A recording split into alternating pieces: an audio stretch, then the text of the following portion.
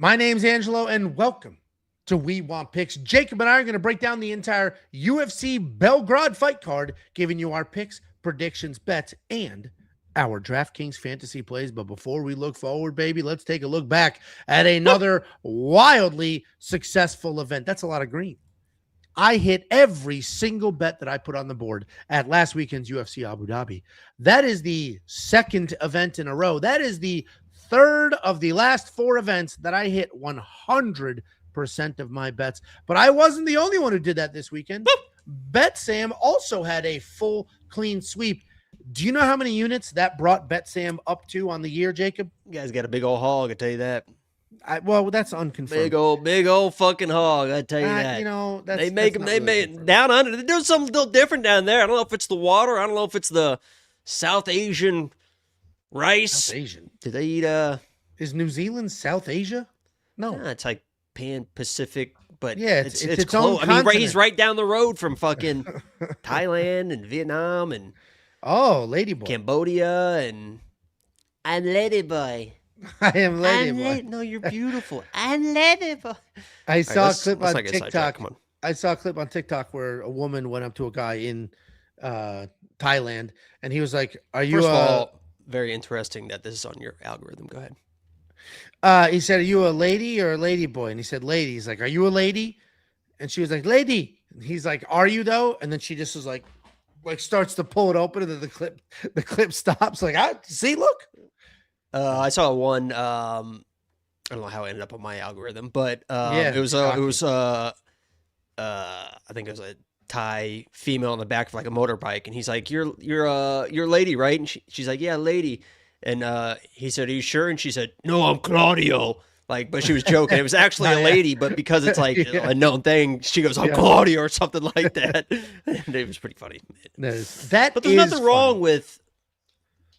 Well, guys, we crushed the last event. We're crushing this year. It's absolutely remarkable what we're doing at an incredible $10 price point. Oh my God.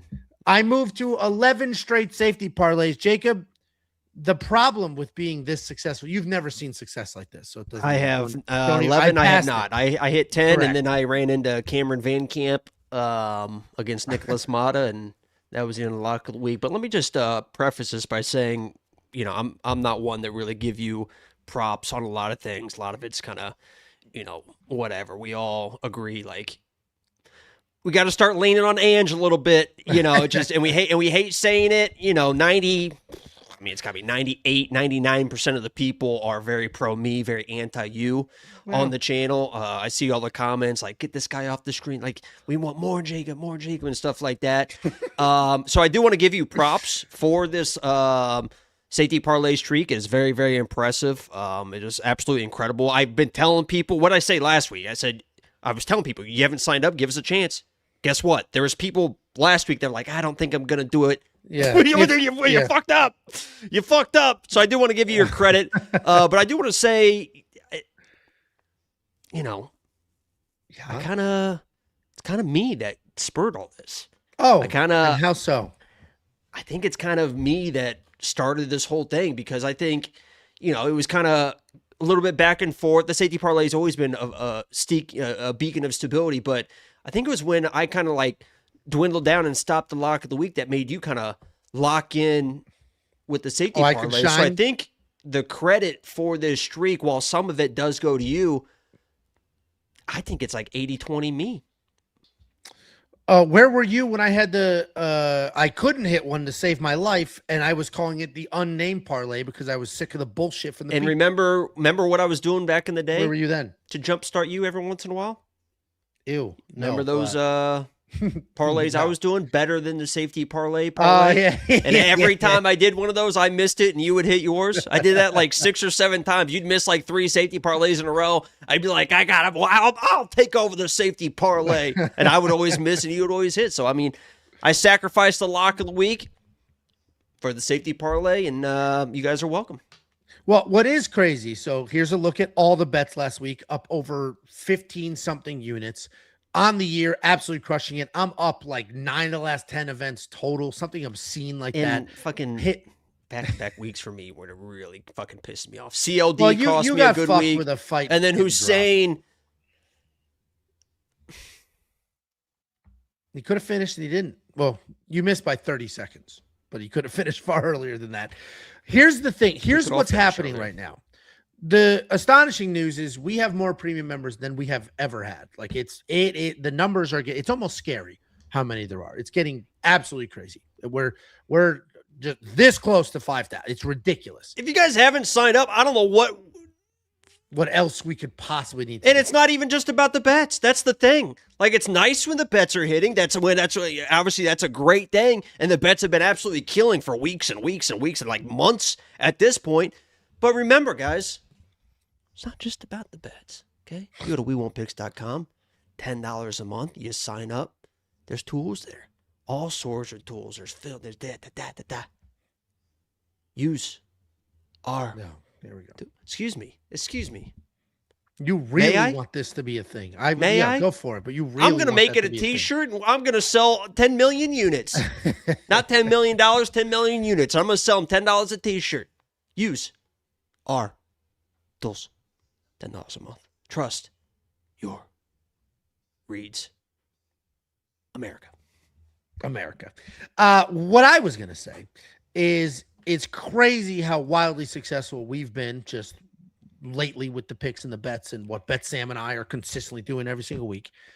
It's crazy how many premium members I was up like 20-some units. I was up like 15 units last month. So you did have a couple of great events there. You had your own couple of clean sweeps. But what is happening I took a now? week off and came back rejuvenated. But it did. I texted you, stay blind because your other senses have heightened and the bets were slapping. Here's the thing, though. Because I've hit 7. Whoa. You tatted, boy? You got a little tat? What was that? Me? It's a little been tat? here Let me for see that. fucking years. Ooh, okay. You going to show off that forehead tat? Little D-Rod tat you got? It hurts. I had a tumor. I had a tumor removed. He got a forehead pussy bleeding. Holy shit, look at that. Easy. I had a tumor removed. God. I had a literal tumor on my head removed. I don't have it here. Hold on. Let me ask you one question, and just to give me a yes or no, okay? Was it cancerous? We don't know yet. We'll know after we get the results back. I thought they already did a test. Why couldn't they already do a test? They had to cut it out of my body and then mail it in for test. What do you mean? Well, mine, they scraped it and then threw it in. Because yours was a mole, like a pussy. Mine was a tumor. And it came back as what? Sun allergy. Allergic to the sun. C-A-N-C-E-R.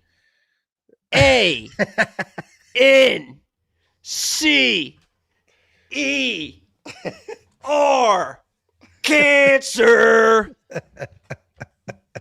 That's the real ER word. Okay, that's the hard R. That's the hard one there. Because can't isn't anything. So just remember that, guys. When Angelo is trying to get your sympathy right now for this fucking his turkey treatment, his pre-turkey treatment. They were this close to my brain. I basically had brain surgery, and I got up. The guy's like, "It's a miracle you remember how to walk, and you don't have to relearn." He was like, Can you prove that you know how to walk? Because I don't know. I haven't seen you walk. Yeah. Here's the thing. It sounds like a no. There is a straight up tumor on my head. Like if you guys have seen me in the vlogs with no hat on, one little spot right here, like a unicorn, didn't have any hair. Hair everywhere. There was like hair. Oh God, you got to stop taking it off, man. You got to give some warning before you rip that thing off, man. Right there, no hair at all. Jesus. And also right there, a fucking tumor. So eventually, I've just been ignoring it. It's been there for years, and I've just been ignoring it. So I finally ignored mine, and I'm lucky to be here. Well, I finally went to, you go to a dermatologist first, and they're like moving it around. They're like, here's the thing. It's probably nothing, but it's in the front and the middle of your head. And that's like the one place where if it was going to go through your skull, it's going to grow through your skull. So you have to go get imaging done to make sure it hasn't grown through your skull. So I went and I got the imaging done. Like bamboo. Yeah. You ever seen bamboo grow? Is it just straight down? if you get bamboo in your yard, I was on this little TikTok extravaganza a few weeks ago. It just goes absolutely crazy. You know how fast bamboo shoots grow, like a foot a day or something, but I guess the root system is like it's impossible to get rid of. Oh, so once it's a weed, a beautiful weed. No, weeds are pretty easy to get rid of, Angelo. No, they just keep coming back. So they did the scan and they're like, all right, it's not growing through your skull. So I went back to the dermatologist. I'm like, all right, here's the results. Not going through their skull. They're like, still complicated. You have to go to a surgery center. I was like, what? So I went to the surgery center and they lit me up with the lidocaine. So the lady, first the doctor's like, I'm going to do this, whatever. Here's what you could expect. Here's what could go wrong, blah, blah, blah. Then the nurse is like, lights me up with the lidocaine. And she's like, it's 11 a.m. today. And she's like, all right, my shift is over. So this woman's taking over now. I'm like, whatever. She already did the lidocaine. What'd she look like? She did. I can't see anybody because I'm in the chair. I didn't see anybody's face. Paint the picture for us. Doctor, age. Let's go with that. The doctor was a dude. I was like this. I'm like, so I didn't see anybody. The doctor. They got you covered up like a horse. Like they're fucking. Why do your eyes need to be covered? They were half. Were you like reeling around in your chair? They had to fucking tie you down, cover your eyes. They covered me up like that. And so then the guy. I mean, mine was. You can see mine's right here. It's fucking. They didn't cover me up. They didn't put the sheet over that side of the face. No, the guy just went to town. That was cancer. That's crazy, dude. This guy. So I'm in the chair. I can't see anybody. The first lady does the lidocaine. She's like, I'm off my shift. Goodbye. The second lady comes in and they shaved like a little tiny strip so that he can slice it open, whatever. And the last thing I wanted was like, don't shave that part crazy. Like I'm going to look so fucking stupid. So she does a little strip. Look stupid. She does a little strip. So then the other lady comes in to take over the shift. She's like, I'm going to shave a little more. I was like, fuck, this is going to look so dumb. Then she was like, did she already give you the lidocaine? I said, yeah. She goes, all right, let's test it. Said, you're just going to poke me with a couple. She's like, yeah. So then she pokes like off to the side, jams in there pretty good. I'm like, ow, no, I feel that. She's like, oh, how about this? And I was like, no, I don't feel those. And then she does it again. I'm like, ow, yeah, I feel that. And then the doctor comes in. He goes, yeah, I'm not going around it. I'm just going right through the middle. She's like, oh. So she shaved a bunch of hair off she didn't need to shave off. She was poking me in places that, of course, it wasn't numb because it didn't need to be. So the doctor comes in. I can't feel shit except like the pressure. Dude, it feels like he's with his fingers pulling like this to rip it. Like it is, I felt my skin getting cut. Then it was just like CPR. Like everything was just such a big dramatic movement. But I'm here. I'm alive. I can speak clearly. I can walk. I'm a real 1 in a million case. Yeah, it's a great story, Angelo. And it sounds like you had a rough fucking day, rough fucking week. And prayers to you for all that stuff. Obviously, I've been through there. I got the scar. I had actually more stitches than Angelo did, and I had cancer. But, I would have to say that my week is a little bit worse than yours, Angelo, because... Mm-hmm. What happened? What happened to you? Guys...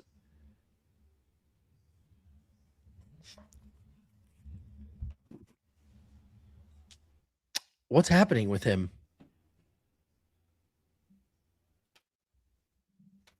Okay.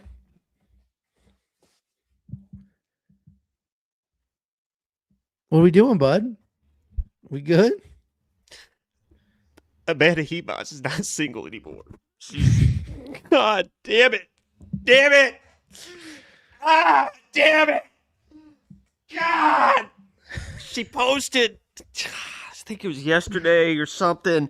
Some fucking loser, dude. I mean, that guy's a fucking loser that she fucking with. I don't know. Has that guy, I've been to all her, I never seen that guy at one of her fucking fights, Angelo. Not a one of them. I never seen him make her music videos. I never seen him make her dedicated highlight videos. Yeah, you're right. He has not made her highlight video.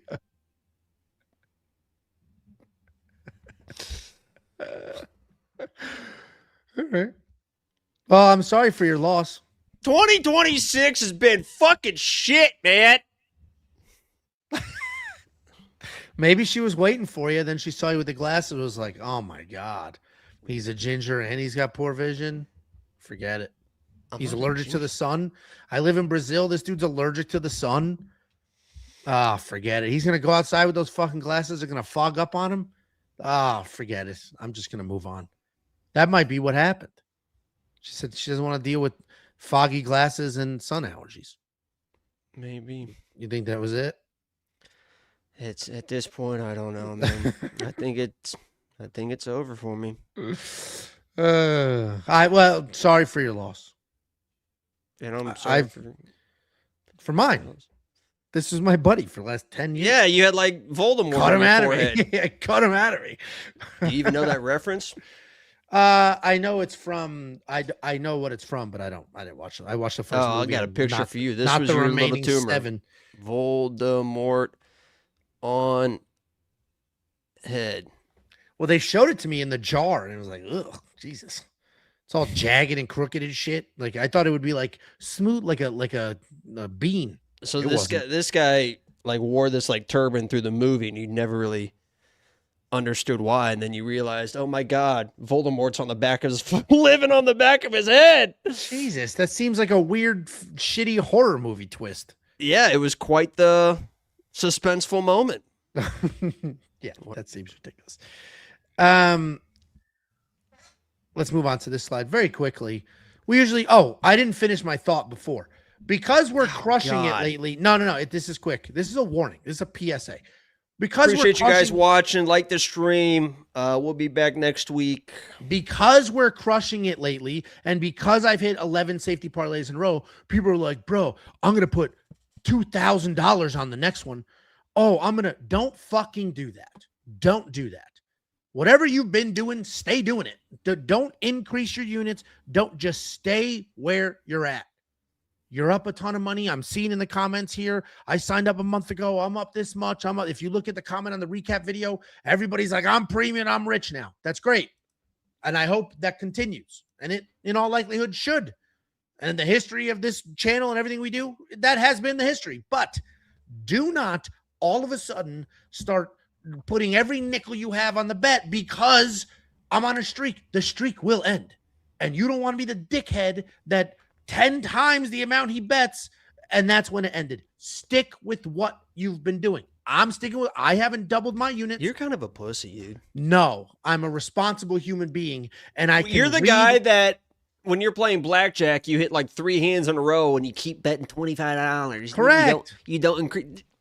That's not what you do, man. You got to increase your bet. That's how you're going to fucking... And that's even a bad example because if you're at the casino playing blackjack, you're not doing that every week. Playing what, Jack? But they cut my head open today. I'm missing pieces. They probably... Honestly, he sneezed a little bit. It might have... Who knows what motor skills are affected. You play blackjack at the casino every now and then. Once a year. Twice if you live near a casino. This is every week. We're doing this shit every week. So continue to make money. Keep doing what we're doing.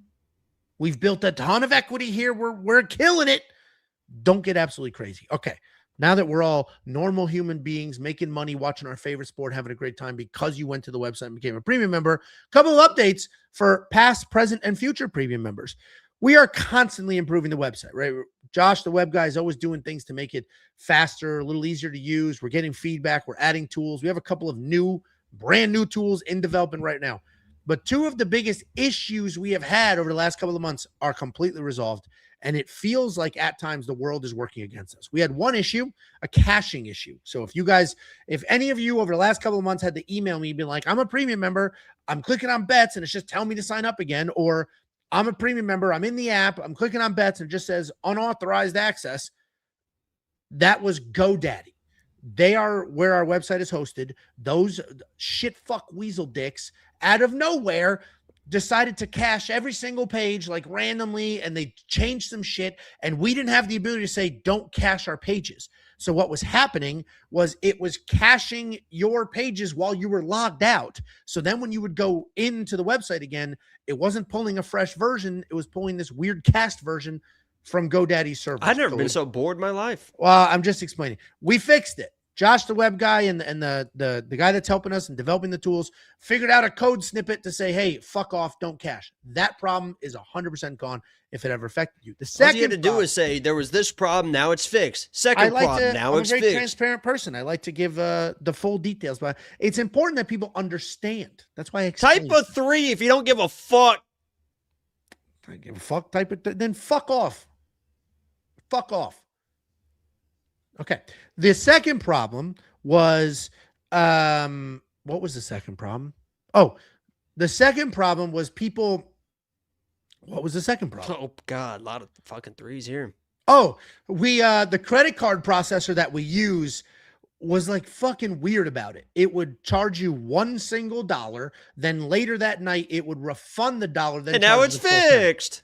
Would charge the full 10. In that process, some banks would be like, this is fucking strange. And they would reject the $10 payment.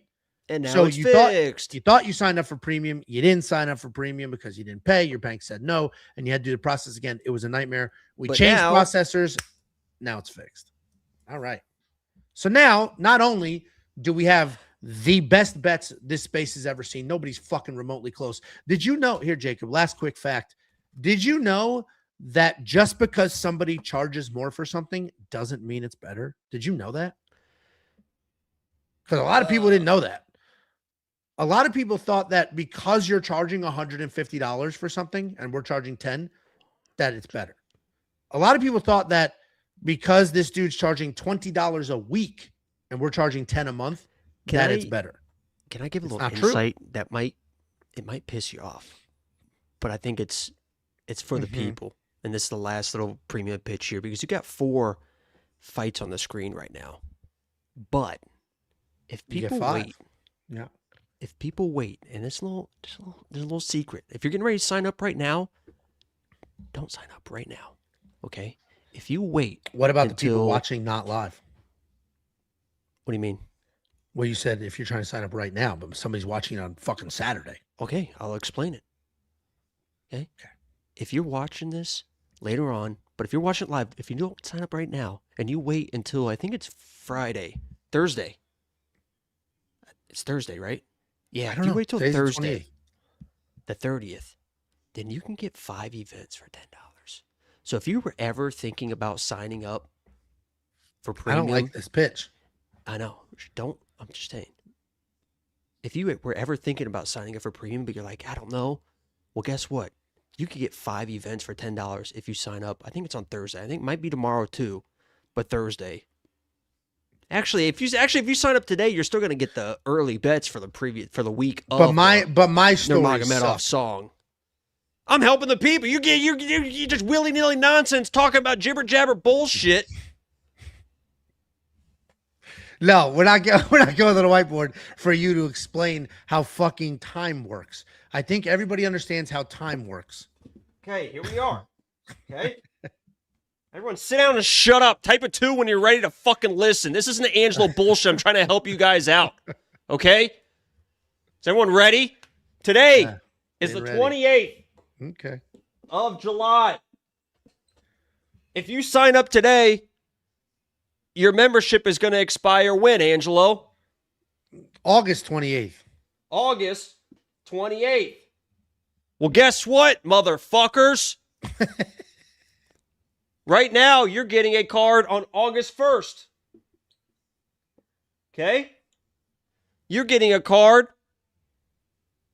on August 8th. Yeah, dude, just add 7 and 1. Okay? You're getting a card on August 15th. Come on, just keep adding 7. You're getting a card on August 22nd. Okay, that's 1, 2, 3, 4 for $10. Mm-hmm. Guess what? There's a card on 29. August 29th.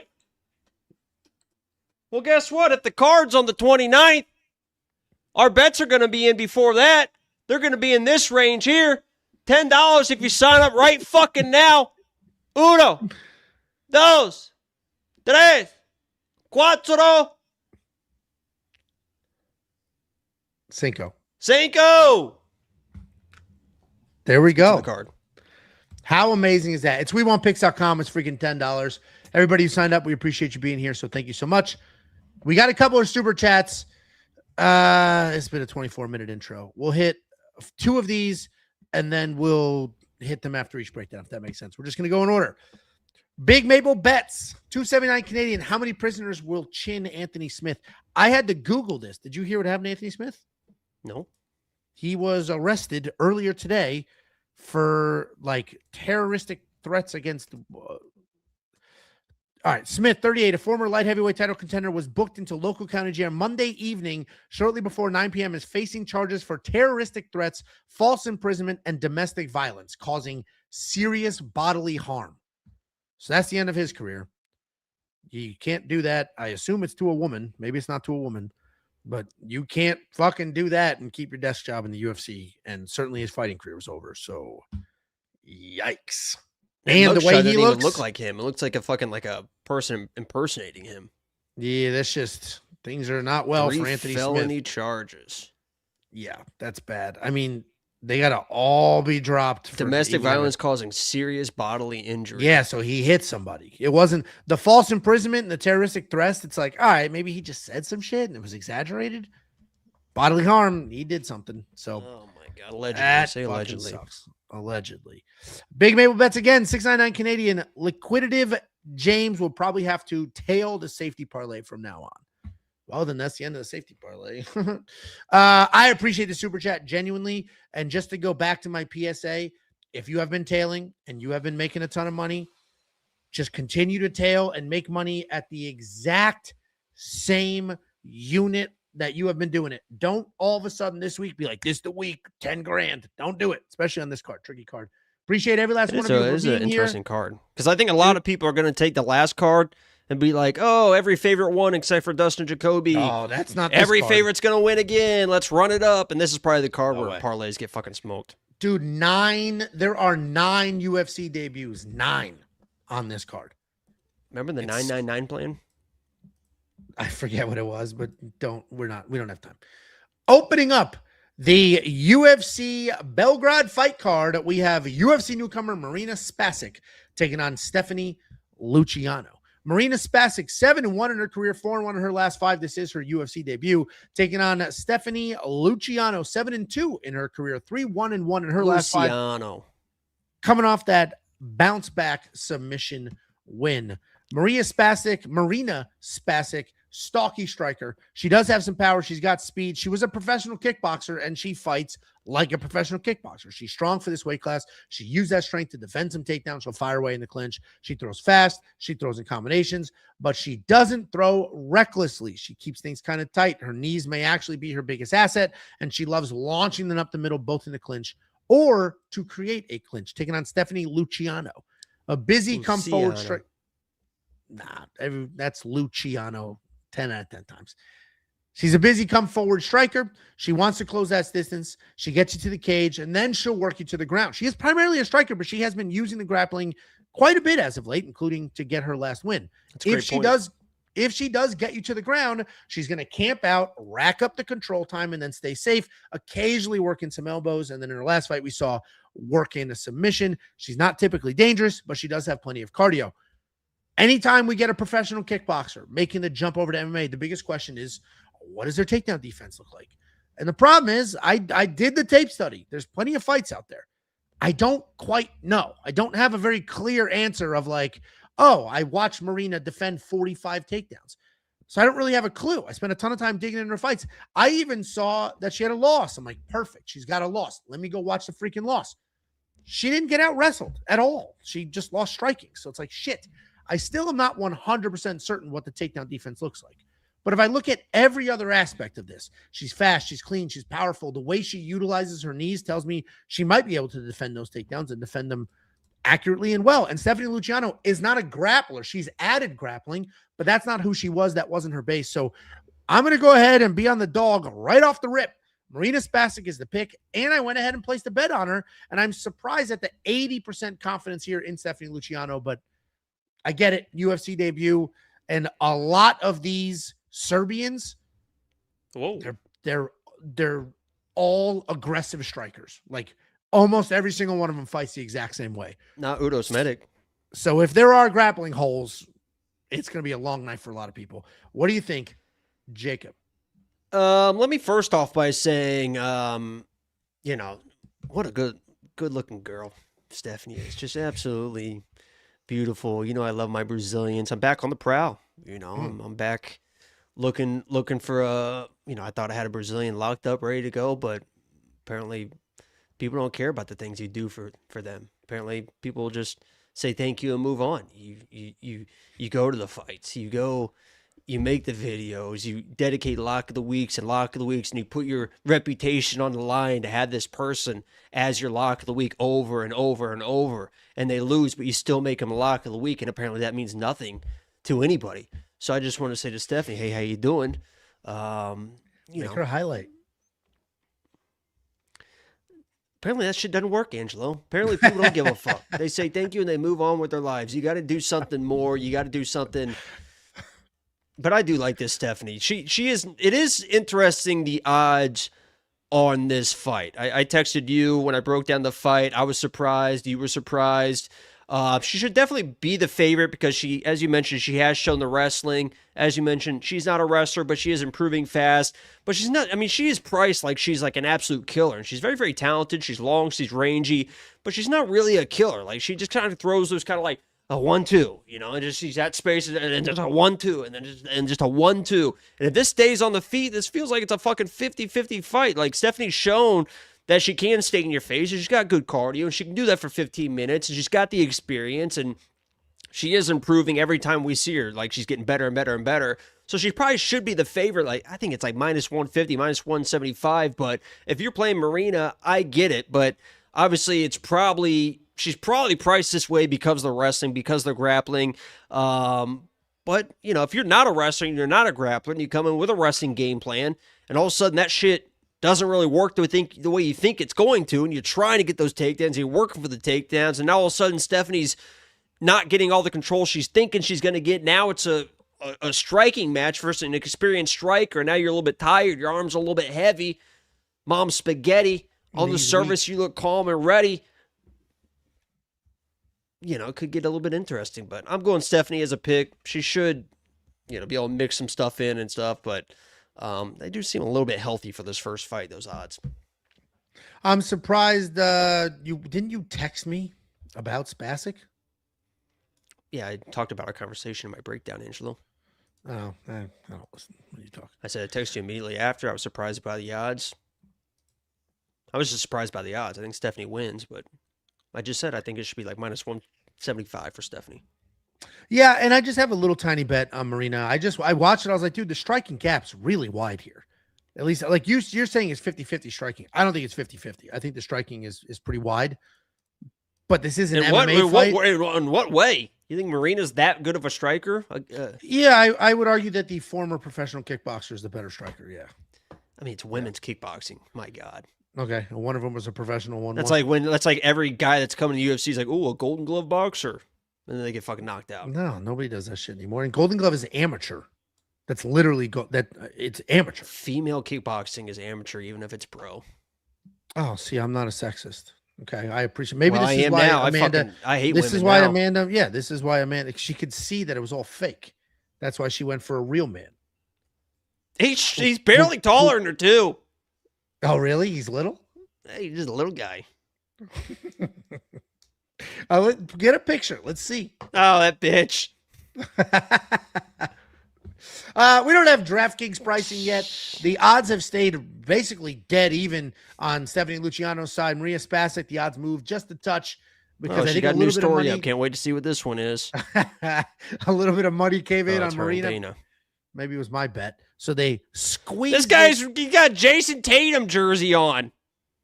Is he an American? Guy's fucking clueless, dude. She's he better with not an be American? Oh, that's even funnier. No, if she was with a Brazilian, it's like, what are you gonna do, Jacob? You're fucking from Indiana. You didn't stay in the chains. It's zoomed in, so it's blurry. I mean, this guy fucking. They're the same height. Look at that forehead. Looks like yours.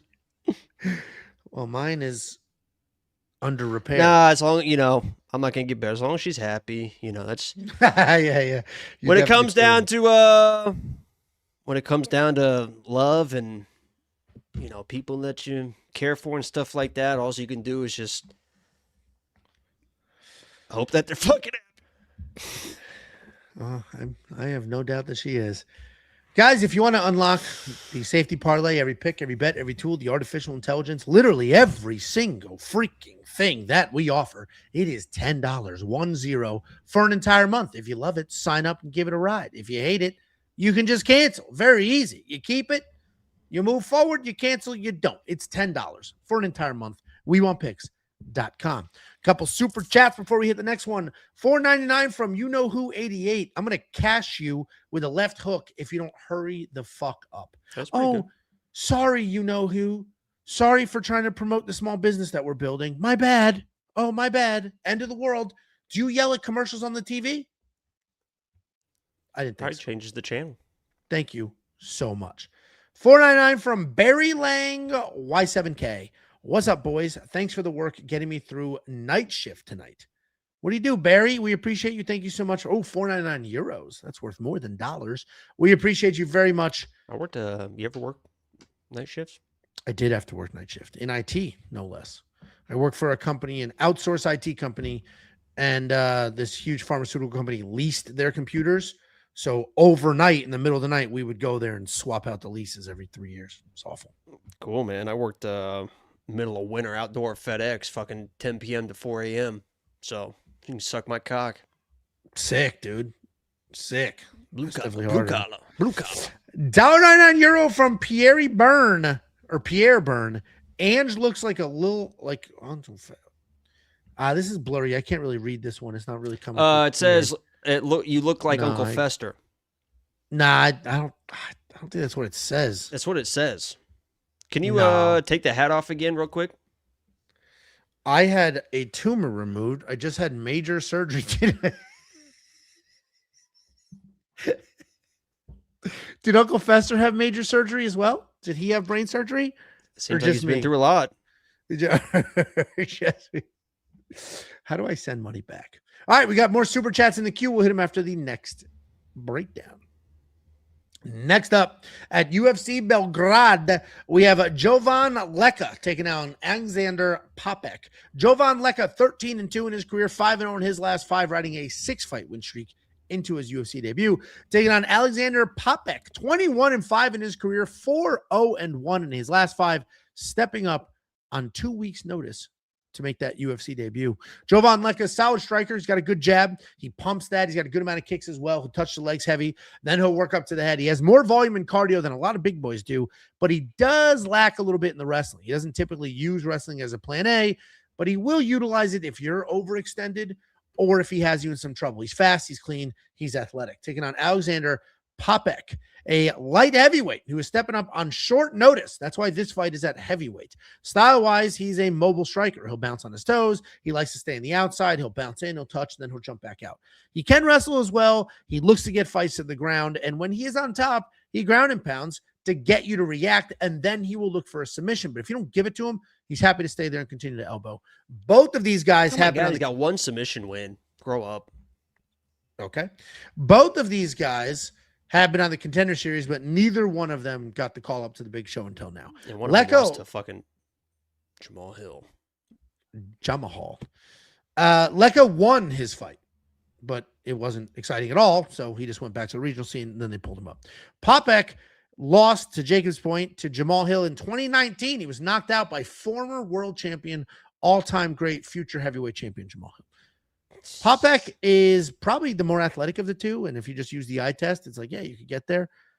But the reality is that's kind of where that's going to be. Maybe his footwork's a little better, but Leka is shockingly athletic. It's almost like a modified me versus you. Well, Leka's the far better fighter, the better athlete. Not the better athlete, if but you could grow a beard. Surprisingly athletic for his size. Leka's going to hit harder. He's going to have the better cardio in this matchup. He has more ways to win. I'm actually very confident in Leka to win here. So I think he's done. And what's Poppeck going to do on short notice? Already worried about the cardio. Like, I'm going Leka. I'm very confident in Leka. I am more confident than the 88% of the public here. What do you think, Jacob? Yeah, I'm going to make a pick here, but there's going to be like stipulations because there's a guy on Twitter too that was like, I don't understand the pick. Explain it to me. And it's like, well, watch the video and here we go. We're gonna explain it to you.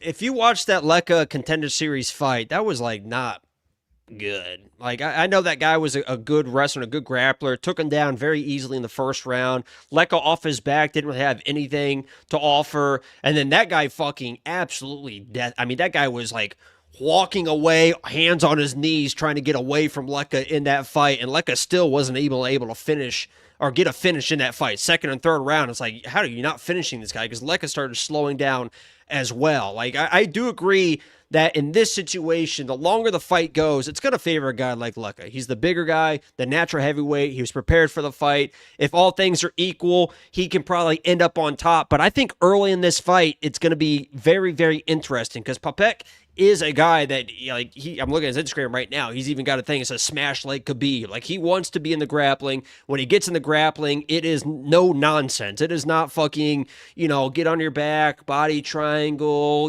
I'm fishing through. It's not fucking Ankalaev, who, like, had fucking the deepest fucking rear naked choke I've ever seen, like, 4 different times, and then, like, was like Gable gripping it, and then was just like, nah, no, fucking, no, and then, like, got the underarm in and fucking, no, I couldn't believe. There's a lot of people that had fucking Ankalaev by sub. I would have fucking lost my goddamn mind. What a joke. He is going to try and get them out, and he is going to try and TKO the fuck out of somebody. So I agree that, Leka probably is the better play, but I'm going to go Poppeck here because I do think he's going to get the takedown early. And if he gets it and Leka starts playing that, like, wishy-washy, I'm just going to go to my back. If this guy gets on top of him, he can end this fight very, very quickly. But if this gets out of the first round, or if Leka is on top of this guy, early in the fight, it's definitely going to be trouble. So Poppeck is the pick. I think you just play like an early finish and just try to chase it like that. As far as like picking him for a money line or put him in parlays or whatever,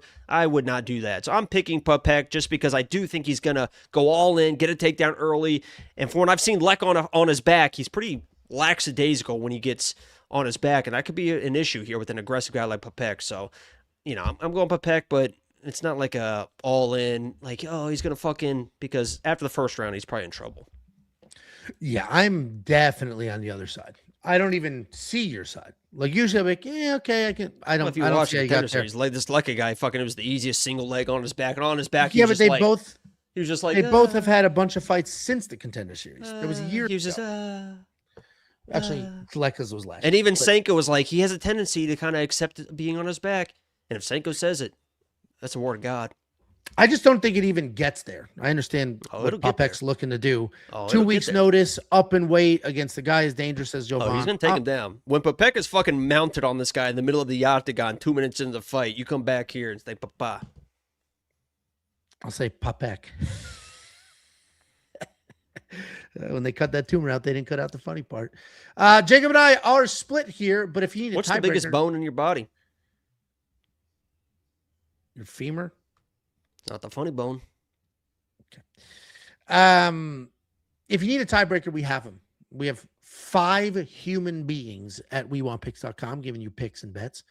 We have 1 artificial intelligence. So if you need a tiebreaker, go to the website, check out the AI, check out the human beings, check all of it out. We have picks, we have bets, we have tools, we have everything. It's $10 for an entire month. WeWantPicks.com. Click Become a Member at the top. A couple of Super Chatterinos. We got 20 big ones from Twiddle 0910. First time chatter, long time gooner. My man. Thank you, guys. You made it possible for me and the boys to get VIP tickets to UFC Sacramento. You're literally losing money not being in premium. It's worth every penny. Holy shit, Twiddle D. Thank you so much. We appreciate that very, very genuinely. It's Twildio 910. Twildio 910. Because I could sit here from the rooftops and scream. It's T-Will-Dio. Okay. I can sit here and scream from the rooftops. It's T-Wild EO. How great premium is, but it's the community that builds it. It's you people telling each other, texting your friends, bragging about the bets you hit, and saying where they came from. That was you people. Well, then we've got the you people was for the premium members. They're their own category of human being. That's the race. What ratio of premium members by race? That's not data we collect. but they're all smart because they went to the website and they signed up. We have another $20 super chat from Papa Slice 303. Angelo, you're savage. LOL. Poor Jacob. He couldn't pull the Riz on Brazilian mommy Ribas. Haha. All jokes aside, Jacob, we missed you at the fights. What is it? You can't just. No, I mean, hopefully, there's not like balls. So you couldn't pull the Riz. Then haha. All jokes aside. No, that's not a joking matter. I invested 4 years of my life into that for nothing. Literally. Wait, go back to it. What does the rest of it say? We missed you at the fights at OKC Fight Night. Hopefully, when your balls are good, you can actually come. What is this guy? Thanks for the 20, dickwad. We appreciate you. Thank you so much for the super chat. And thanks for hanging out at the fight. Don't turn on me, people. Come on now. This is supposed to be us versus Angelo. Don't you start turning on me, people. Look what some winning does, dude. They're turning on you quick. All it took was 11 safety parlays in a row. Next up at UFC Belgrade, that we have Nina Milosevic taking on Hailey Cowan. Nina Milosevic. Is there anybody that looks more Eastern European than Nina? Milosevic. Does she just have that face? I don't know. She could actually, if she went out in the sun a little bit, she could look Native American. What? Yeah. I don't think she looks like got some fucking Pocahontas braids. That's the most stereotyping thing I've ever heard in my life. Here comes Rachel Ange making an appearance. You started with race. You did. No, doesn't she look like this? Doesn't she look like this? I started with region. I was just like, she looks what she is. She's Eastern European. She looks Eastern European. There was no callous behind that. And you're like, she looked like she could be an Indian. I said Native American, which is also regional. Nina Milosevic. You know what they did to poor Pocahontas? I don't want to know. Nina Milosevic, 8-1 in her career, 5-0 in her last 5. This is her UFC debut, taking on Hailey Cowan, 7-5 in her career, 2-3 in her last 5 on an unfortunate 3-fight skid. Nina Milosevic, very well-rounded. She is looking for that knockout, but she will match her grappling energy. She's got a great variety in her strikes. She loves to finish combinations with kicks. Takedown defense is fundamentally sound, where she does do a really good job stuffing the head and then spinning behind. She can grapple as well. She can find some submissions from top or bottom, but she doesn't create scrambles. So if she's on her back and she doesn't sub you, she's just there for a little while. She's taking on Hailey Cowan. She is long, tall, athletic. She is not very technical, but at this point, the UFC is using her to build up young stars, and that's exactly what we have here. She has powerful striking, solid takedown defense, plenty of cardio. The athleticism is typically what carries through her fights and makes up for some of that lack of technique. She's coming off that knockout loss to Alice Pajeda. Nina's the pick. Nina should win here. Hailey is a jobber. She is brought in to do a job, and that job is to lose this fight so that they can go ahead and build up Nina. And clearly, that's what I think is going to, I think that's what's going to happen. They're going to highlight a local.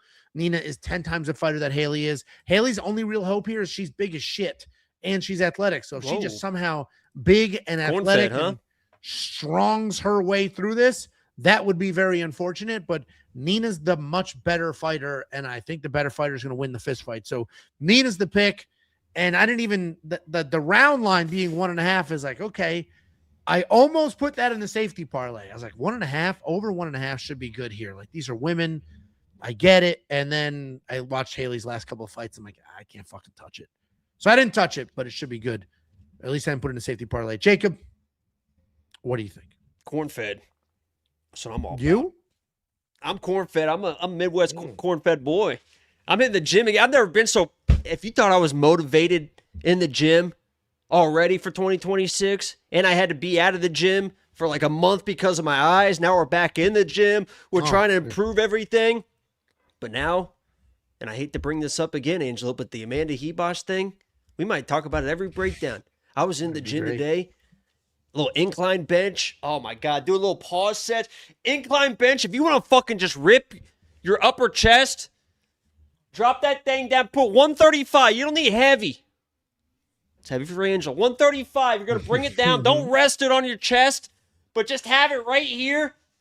Do a little 3 count, and then boom, explode up, and then you're dropping it down. Tuck those elbows. You're bringing Can we it down hear the slow. breakdown or what? Who do we think wins the fight?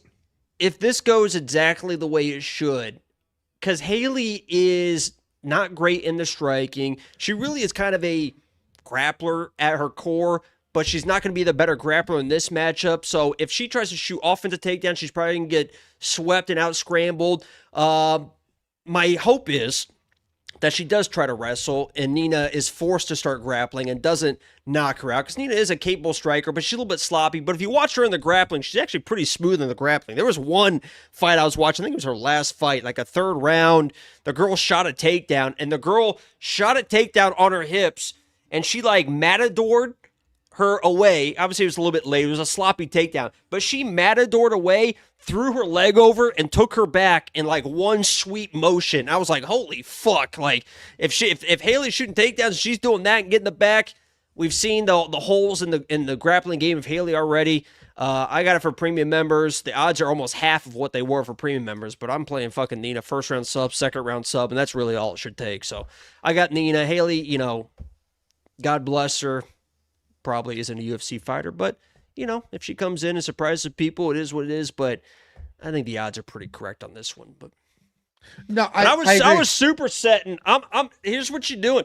You're doing 135, 1, 2, 3, explode up, boom, and then what you're gonna do is you can either do flies or press. Take 30. Remember, we're not doing heavy. 30s right here. You're dropping it down.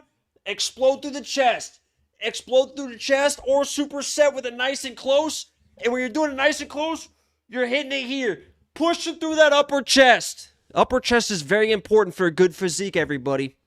That's great.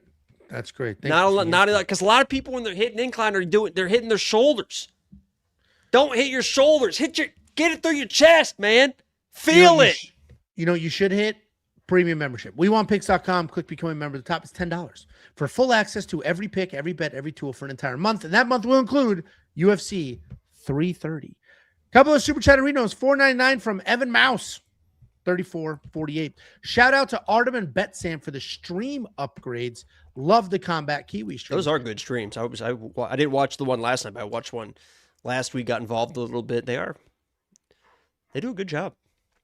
I'm also pretty sure that Artem had a perfect card last card. Oh, he did. I think he picked every single fight correct. So congratulations to Artem. And I think he had an unbelievable PFL card because people were tweeting me saying, hey, shout out Artem. I made a bunch of money on his PFL picks too. So if you care about, he was able to get himself a microphone too. I think he got like a shirt. I saw him post the picture of the new mic. Yeah.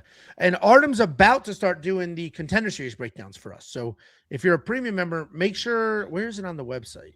Is it under, hold on, I'm going to check right now. Artem has his own page. We don't just, he has. Oh my God, Artem. It's under analysis and then regional MMA. And that's his breakdown of these other. He just tweeted, I don't know where he bought that microphone from, but he said, I got scammed by a Saudi prince today and the bank has frozen all my accounts and canceled all my cards. Is he serious? I guess that was 15 hours ago. What a dumb bastard, dude. Jesus Christ. $2 super chat from Timo Corper Short. I got this what one. What the fuck is that? What is his name? 1893. He's got old as fuck. Jacob, when your fight stream coming back? Inshallah this week, but we'll see. I'm still struggling with my eyes, guys. It's not that everyone's like, why don't you do it? Like, I can't believe you're not there. I want to fucking stream. Physically, it's tough, but as you can see, we're in a little bit better spirits today, a little bit more lively. We're starting to get back into it. We've been going to the gym. We got new contacts coming next week. Oh, Inshallah. Nice. The correct contacts. Well, I have correct ones now. I'm just trying different ones just to see. Gotcha. Because when I put my contacts in now, it's obviously still a little bit. I'm wearing like 4 or 5 hours, and then it's like. I mean, you could do the stream in the glasses. You're doing this stream in glasses. I know, but right now, even my left eye, I told you before the stream, is like fucking just dry out of my mind. So. And doesn't that, I hate wearing my glasses, but don't the over-ear headphones just push into, like, isn't that? I'm not a pussy, Angelo. No, me neither. They sawed my head open today, but here I am at fucking work. Next up, at UFC Belgrade, we have Mateusz Rebecki taking on Kyle Prepolec. Mateusz Rebecki, 20-5 in his career on an unfortunate 3-fight skid, only 1-4 in his last 5. Taking on Kyle Prepolec, 18-10 in his career, 3-2 in his last 5. He's looking for that first UFC win. Mateusz Rebecki has been the same guy since his UFC debut, and he will continue to be the same guy. He comes forward, he throws crazy 1-2s, he fights like an absolute psychopath, and then he'll start diving at legs and looking to wrestle. He's got what seems like endless cardio. Every single punch he throws is with 100% intent. He looks to get fights to the ground. He looks to finish there. He does bleed basically instantly, but this dude is an absolute ball of dynamite looking to take your head off. He is coming off that submission loss to his teammate Grant Dawson, which, go back and watch the fight. It was a lot closer than you remember. And if you look at the scorecards, 2 judges had it even going into the third. 1 judge gave the first 2 rounds to Mateusz. So if he somehow survived that third round, he may have squeaked out a close one. And that was him after the Poppeck Orobai fight, which was an absolute war. Yeah, that's him. I mean, looks just look, there's your little tumor you got popped off too up there. Your little fuzzy caterpillar tumor. The AI doesn't have the tumor. Then we got Kyle Prepolec on the other side of that cage. He's kind of a forward pressure guy as well. He'll recklessly strike. No, it was just a lump. Guess what? Fuzzy Wuzzy was a bear. He is feeling Fuzzy better, Wuzzy. Guys, he had no hair. He's definitely feeling better, guys. Fuzzy Wuzzy wasn't very fuzzy, was he? I can confirm. Taking on Kyle Prepolec, forward pressure guy. He's going to recklessly strike, and then he'll look to grapple. He is not technical on the feet, but he does have decent takedowns. He's pretty tough, but not particularly dangerous. Kyle can be in fun fights, but unfortunately for him, he hasn't found success yet. He is 0-4 in the UFC, and he's only on a 2-fight skid, I believe, but he had a previous UFC stint that also didn't go his way. He is coming off that knockout loss to Drew Dober. And finally, an appropriate matchup for Mateusz Rebecki. And I love it because the guy desperately needs a win. He's one of the most exciting guys in this division. He always puts on a show. The problem is, because he was so exciting and because he had a couple of spectacular wins, including the one over Poppeck Orobai, they just went ahead and shoved him into big fights. And when they put him into big fights, he's losing some of these, but he's losing the good people and a wet blanket in Grant Dawson. The good news, he's not fighting somebody that's anywhere near a ranking. He's not fighting somebody on a nice win streak. He's not fighting somebody that's even that well-rounded. He's fighting somebody tough. Mateusz Rebecki's tougher than everybody. Mateusz Rebecki should win this fight. And I know there are other fighters on this card where we talk about, oh, he's on a losing skid. How could you possibly? I don't give a shit about Mateusz Rebecki's losing skid because, yes, he did just get finished and he hasn't won in a little bit, but that dude is going to war in every single fight against really good people. Kyle Prepolec is nowhere near as good as those people. Mateusz Rebecki's the pick. Very confident there. What do you think, Jacob? Yeah, I'm going to pick Rebecki, but I mean, the guy's a fucking idiot. Like, I don't want to say he's like an idiot, but he just fights like he's one of those, he's a fighter that fights the way, honestly, we wish a lot of people would fight because he just goes out there, he doesn't really give a fuck. He just tries to knock everybody out, and he's got the wrestling and stuff like that. And everyone says he's probably just going to use the wrestling, and if he uses the wrestling, he's probably going to win this fight. And Kyle Prepolec has not looked great, but he was fucking touching up. Let's not forget, he was touching up Drew Dober. He knocked him down and could have almost finished that fight at the end of the second round. And Drew Dober is probably a better striker than Rebecki. Obviously, the third round started, got kicked in the nuts, and then that fight went the way it was going in the first round. So I don't want to sit here and say that Kyle's like this sleeper dog that's going to come in. I mean, he's just an okay striker that if Rebecki comes in, throws all these wild haymakers, doesn't wrestle, the fight could look weird. But I do agree with everyone else. Like, Rebecki should have the wrestling, and even in the striking, he should be fine as well. So, I mean, there's not much to this breakdown. Kyle probably is an UFC guy, and Rebecki should be. So, plus Rebecki's like all-time tough, so you don't have to worry about him. Like, there's not like fraud check. Like, the dude's lost some fights, but you've never seen him quit ever. The only issue is he does bleed pretty early, but he should be fine here. So, did he tap to the rear naked choke? No, he went unconscious. See, Mateusz Rebecki, my pick. Mateusz Rebecki, Jacob's pick. Mateusz Rebecki, seemingly the community pick as well. And if you want to see what bets we may or may not have in this fight, go to WeWantPicks.com. Click Become a Member at the top. It's $10. You unlock every pick, every bet, every tool instantly. All of it instantly with one click of the button. WeWantPicks.com. Click Become a Member at the top. Couple of super chatterinos here. We have a new YouTube member, Lewis. We appreciate you, Lewis. Thank you for being here. And Vince celebrating 5 months of YouTube membership. And he said, when will Artem's bets be available for pre-members? He doesn't want them there, so he's not putting them there. Simple. There's a lot of pressure when you put your bets on like the official bets page. An insane amount of pressure that comes with an insane amount of negativity if things don't go well. And Artem doesn't want that, and I fully respect it. And frankly, we already have 4 people putting bets on the official bets page. Adding a 5th, kind of a pain in the dick. What I would say with Artem, he's got a great eye for Contender Series. He's got a great eye for PFL and the regional stuff. That's why I call him the regional Rain Man. So check out his regional picks, and then you can convert those to bets. He does place bets, and he talks about them, but they're not official premium bets, and they don't even go on the website. So, sorry, they ain't there, but we appreciate you being here. Last, we have more premium. We have more super chats. We'll save that for after the next breakdown. This guy said Jacob interrupts too much, and then he said such an ick. I mean, that's a pretty feminine thing to say. Men can't say ick. That's very effeminate. Making fun of Jacob for interrupting and then saying it's an ick is. Are you white knighting for me? I read that. Anytime I see negativity like that, I'm like, let me see. Is this valid? Then I'm like, that dude just said ick. What a fucking geek. Did you see what I said to him? You said interrupt this orgasm. You said it like that, right? I read it in character. Next up. I bet Anthony Smith's wishing he really would have taken that DQ win versus John Jones now. His life would be a little different. I've been talking about that for a long time. That was not a smart decision. Jesus. Where do you go from there? Because at least he would have had some money up. Unless this whole thing gets thrown out because it was all fake or they arrested the wrong guy, like that's kind of it for him. Next up, allegedly. At UFC Belgrade, we have Bogdan Grad taking on Denis Buzukja. Bogdan Grad, 15-4 in his career, 3-2 in his last 5. He is on that unfortunate 2-fight losing skid. Taking on Denis Buzukja, 12-6 in his career, 1-4 in his last 5, also on a 2-fight skid.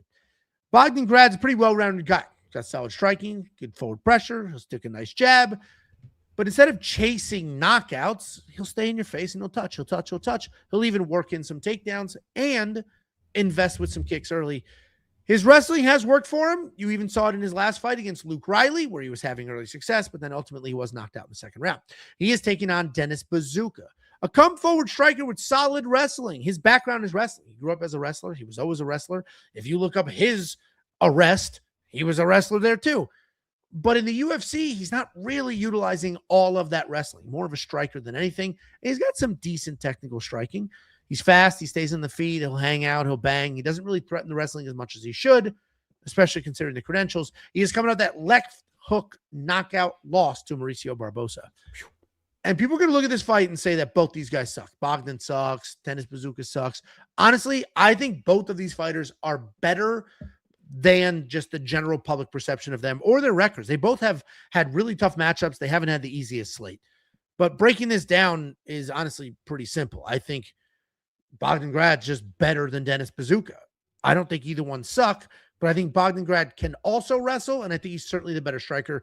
If Denis Buzukja came in here with a 100%, I'm a wrestler, I grew up a wrestler, I'm going to wrestle this guy's dick off, then maybe it's like, okay, we'll see where he goes. But he hasn't done that yet, and I don't know why he would do that now. So Denis, good, tricky. Maybe he makes this go a little bit longer, but Bogdan Grad is going to be the pick, and I think he gets it done. So Bogdan Grad, minus 200. Don't love those odds, but I am on that side. What do you think, Jacob?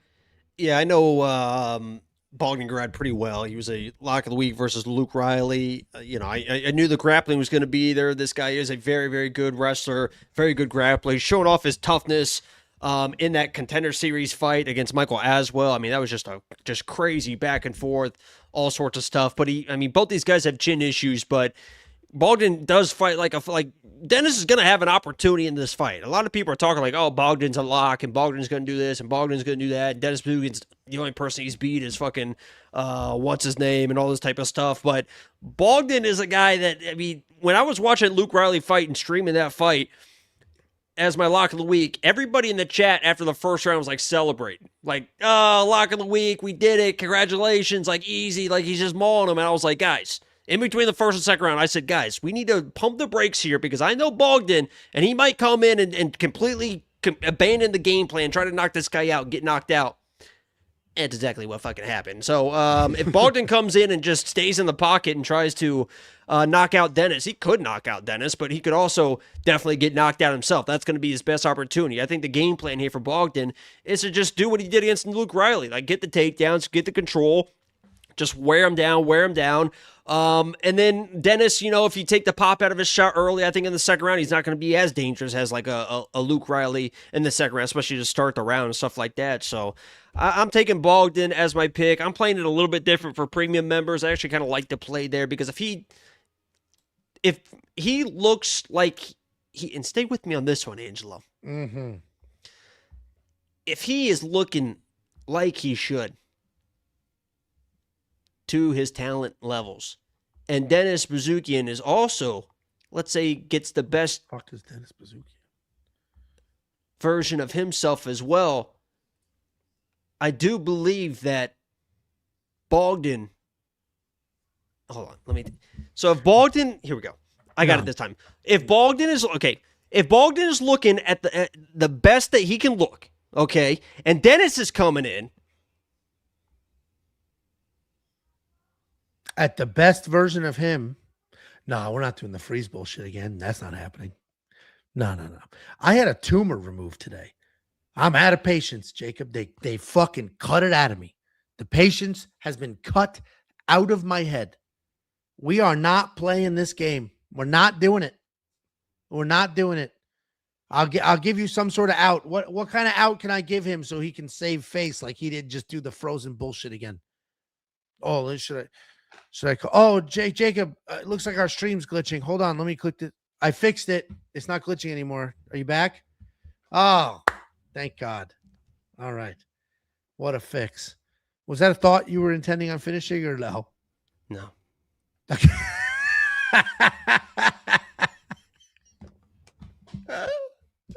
I thought what you were going to say, though, is Bogdan at his best ever versus Dennis at his best ever. Actually, Dennis would probably win that fight, but that's not what I'm picking here. So who did you pick? Bogdan? Okay. Jacob and I are on the same side here.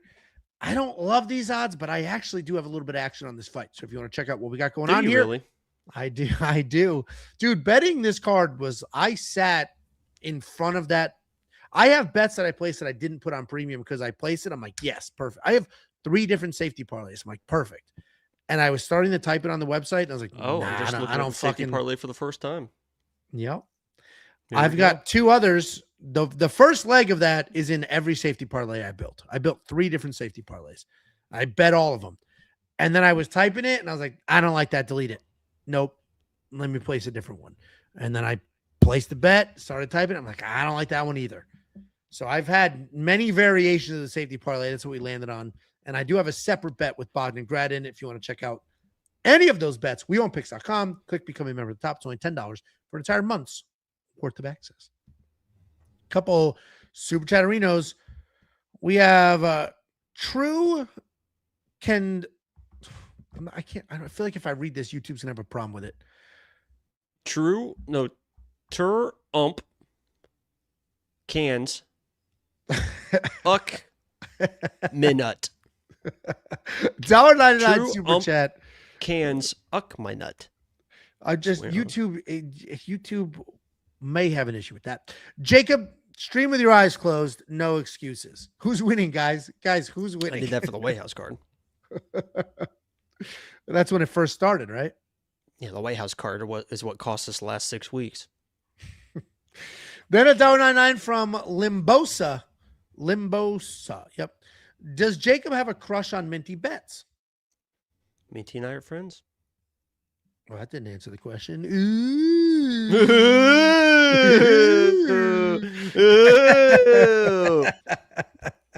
Minty is a friend. Okay. It's, what do you call that? Platonic.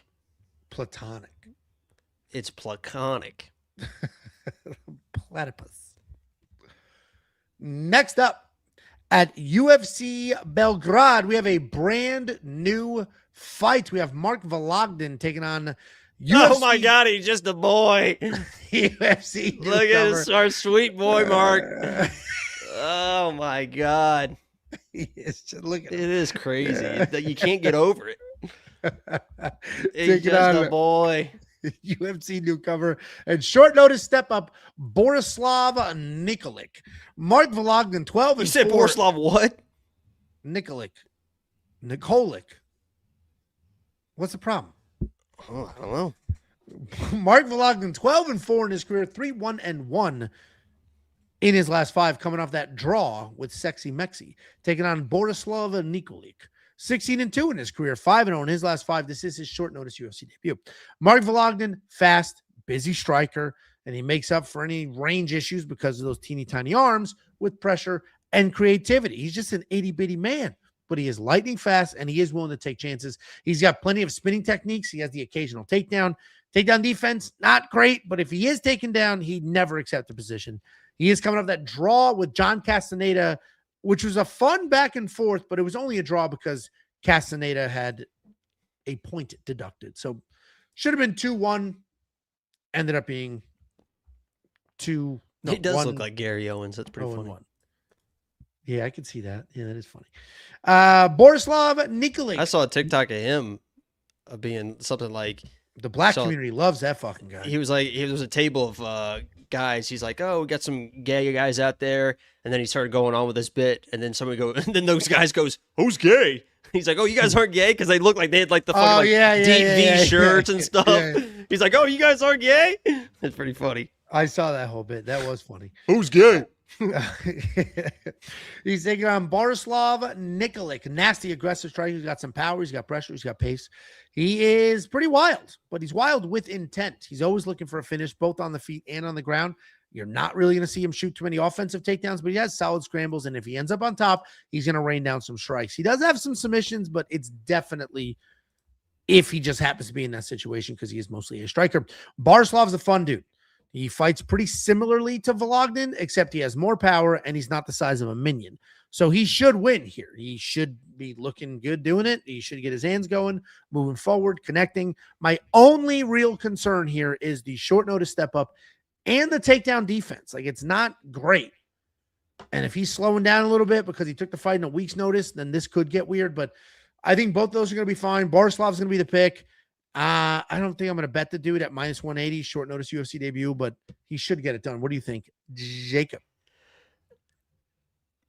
I can't do it, man. I fucking, when this fight was announced, I put on X like, oh my God, he's just a boy. And I get the credentials of a Borislav, 16 and 2. He's like the hometown kid, right? Too, right? I mean, isn't he a Serbian guy as well? He's a Serbian. They all fight the same. I know it's short notice, but he is. I mean, yeah. He should be fucking. What'd you just say? They all fight the same. They're all nasty, aggressive strikers that have some grappling. They all fight exactly. What about Jokic? Huh? What about Nikolai Jokic? Who the fuck is that? What do you think about this fight, though?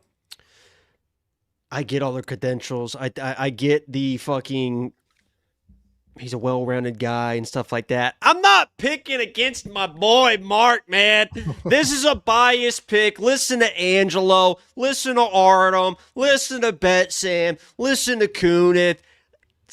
Leave me out of this. I'm not picking against my boy Mark, man. I just don't have it in me. Look at that face. How can you walk That's like walking into an orphanage and just kicking an orphan in the fucking face and saying, I'm not bringing any of you home, but you specifically, get the fuck out of my face. I'm not doing it to poor little Marky, man. I'm riding with Mark until the end of fucking time. I don't care. He's going to come in like a Tasmanian fucking devil, stain this guy's face, wear him down, and get a second or third round finish. My guy Mark, my boy Mark, is going to get it done. It's biased. Don't fucking listen. I don't want to hear anybody being like, oh my God, it's biased, okay? There we go. Jacob on baby Mark. Do you like, just because you like the dude, or you think the volume's going to be crazy? There's just something sweet about him, man. There's just something about sweet.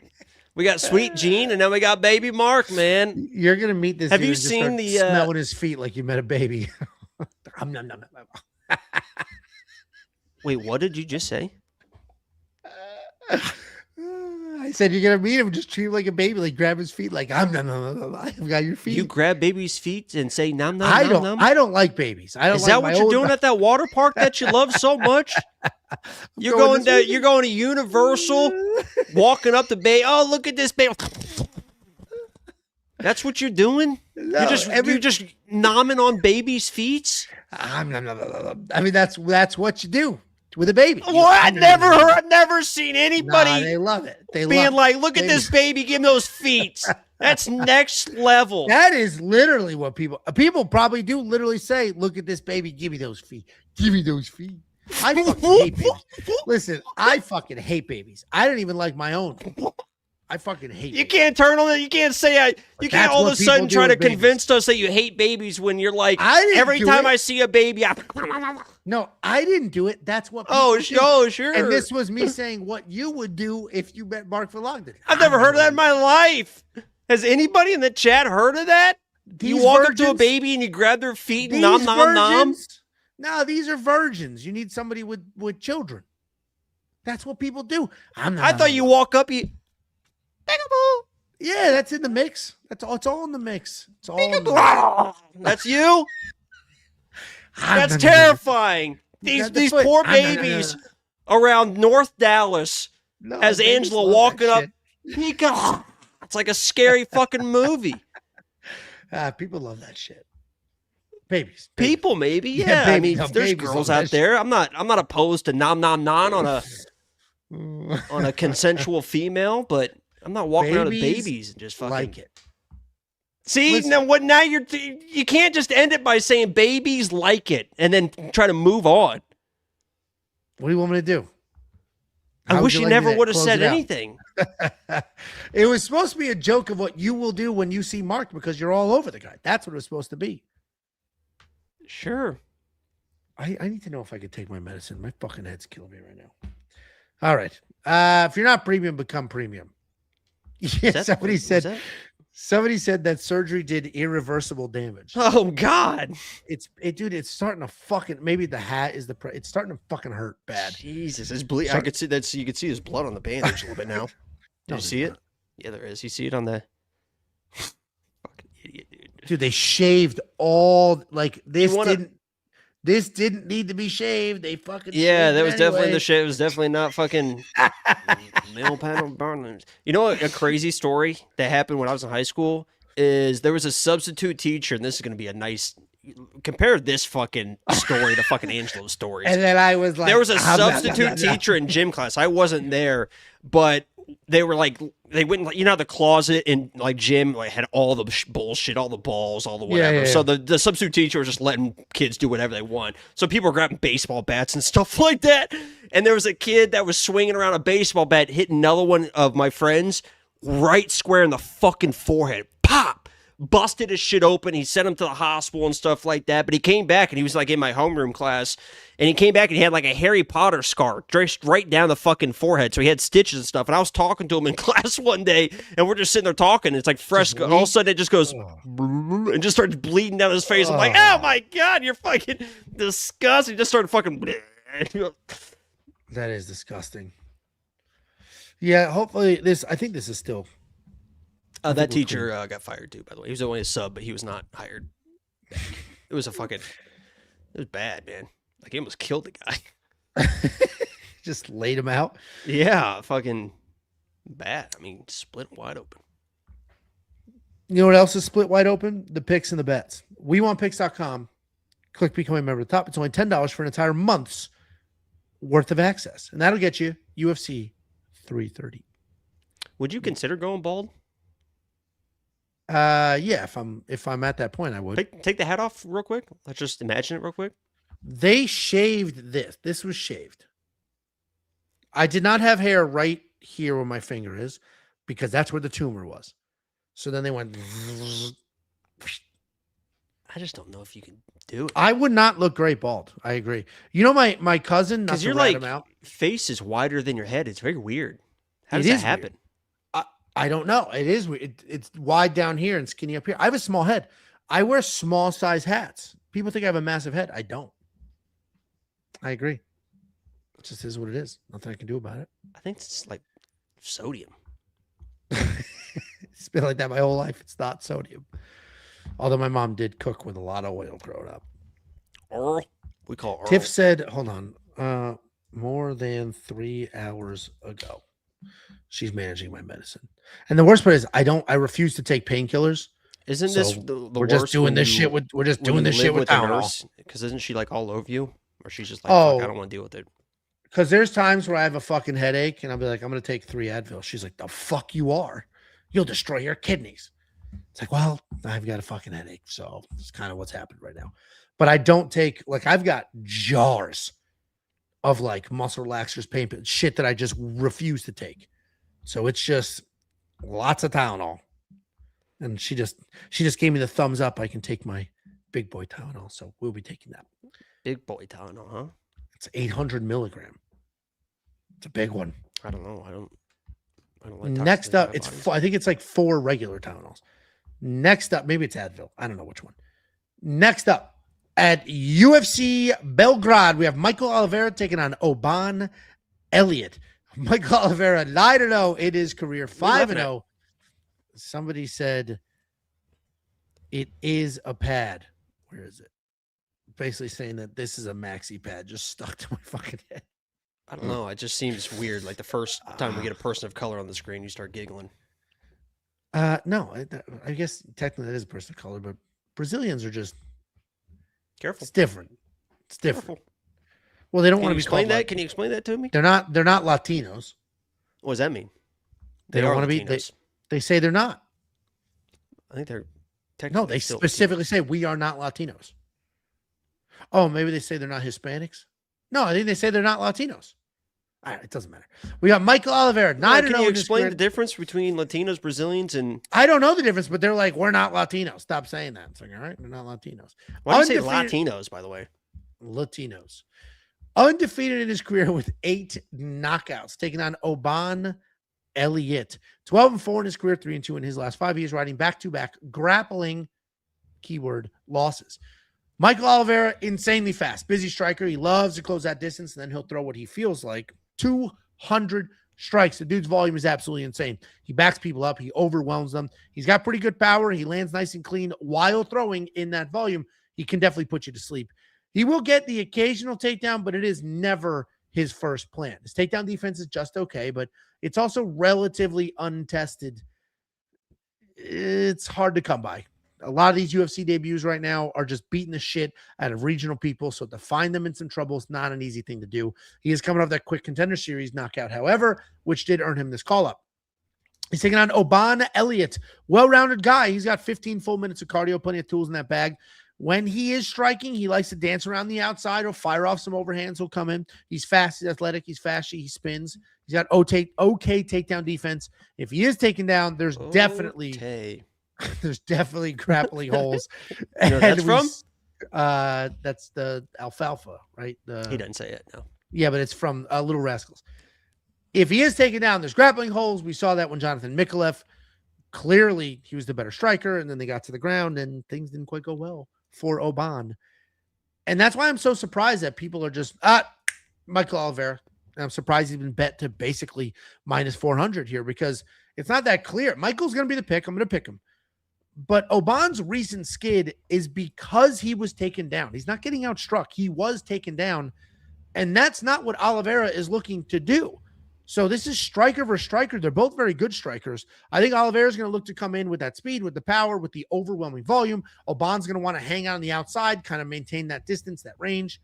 So I'm going to pick Oliveira because I don't think Oban's going to be able to maintain range because I think Oliveira's just going to stay in his face, throw a gazillion strikes and back him up. But Oban Elliott has not been getting smoked on the feet. He's been getting out grappled. I'm going to pick Oliveira here. I'm not going to touch him. Not at these odds. Oban Elliott's not a bad fighter at all, and he might be the guy that screws a lot of people's parlays here. What do you think, Jacob? He's getting fucking smoked, dude. This dude, Mike Oliveira, built fucking diffy, man. I will say, yes, geographically and linguistically, Brazilians are Latino because they live in Latin America and speak Portuguese, a Latin-rooted language. All right. No, I don't know what they're complaining about then. So, do you want to apologize? Sorry. Are you allowed to just do that on YouTube? It's Advil. How do we know? I'll show you the jar. Oh, now we're doing Advil advertisements for free. Let me cover up the sensitives. Yeah, Michael Oliveira is fucking built different. This guy is no joke. And okay, we get it. This guy is no joke in the fucking striking. I know Oban was looking good against Jonathan Mikolaev in his last fight in the striking and stuff. If he carries over that striking against Michael Oliveira, he's getting put out fucking quick because his striking is, he will throw the pocket. And, Mikolaev has like no hands, just leans straight back. And Oban Elliott, when he boxes, has his hands low and he wants to kind of throw hooks. And this guy, Mike Oliveira, I talk all the time about a jab. I told you last week with, what's his name? The good looking fucking, the model guy. What's his fucking. The one we just watched or the one that didn't fight last week? No, last week, the tall model guy that knocked out Ponzinibbio, the really good-looking guy. What was his name? I was talking about his jab all week. Oh, Sam Patterson, the really good-looking guy. Not Dulatov. And I told you about his fucking just stick jab. Like, he just fucking sticks that jab and sticks that jab. Michael Oliveira is a guy that has a lot of finishes, a lot of knockouts, but what I love, and listen to me right now, is and they talked about, if you watch his Contender Series fight, they oohed and awed. I actually think, oh, God, I think it might have been Anthony Smith talking about his fucking. You know what's so weird and shows that this is just like a simulation was watching a lot of these fights and the Contender Series fights and stuff. I was going to bring up how Chiesa is really good, like cage side. I hope he starts working it. But I was going to say, like, dude, Anthony Smith was like, he fucked like, if that is true, he fucked like, because he was really good too, cage side. And I think it actually was him. This guy is a good striker that's got a lot of power, but he's not all fastball. He will throw out changeups. He will throw up curveballs. He will jab a little bit to the body. He will just kind of throw a jab out, not stick in the jab, wait for you to react, and then he just like pop in the pocket with his right hand. He pulls, he pressures, and then pulls the counter shots out of you and counters those shots. It's unreal the way that this guy can strike, and the way that Oban wants to fight, and the way that he thinks he's going to fight, and the way that he wants to throw these big shots, he's going to be in fucking trouble and get put out fucking cold against this Michael Oliveira guy. I think that this could look like the Penis and Almeida fight. Because now Michael will bring a little bit more pressure and be a little bit more active. Like Penis was kind of just waiting for that right hand, like wasn't doing a whole lot of stuff. Michael Oliveira's going to do a lot of more stuff. But I think this will look like where it's like, oh, like Oban's having success and he's having success, but Michael's just going to keep the pressure, get a little bit out of range, find his range, little baby jab, kind of pause. And when you see him start pausing, almost like in Alex Pereira, like when he's in that flow state and you get somebody against the fence and you see him kind of like just kind of playing with shots and stuff like that, Oban's getting ready to get fucking knocked out. I'm a big fan of Michael Oliveira. He is like I think he was like in the Brazilian fucking Marines or something too. This guy fucking, thank you for your service, built fucking Diffie. I love this guy's boxing. His service wasn't for us. Anybody that protects the world. No, he didn't protect the world. What if it was against America? When's the last time Brazil versus America? You don't know. Who knows? I do know. What do you mean, who knows? When's the last time Brazil and America were at blows? Never. I know you and Hebos were never at blows.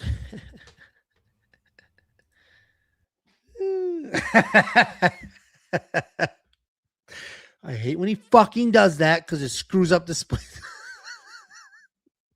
the split screen. All right, fine. We'll do it like this. Jacob and I are on the same side here, but not quite as far on the spectrum. He's a little more confident in Mike Oliveira than I am.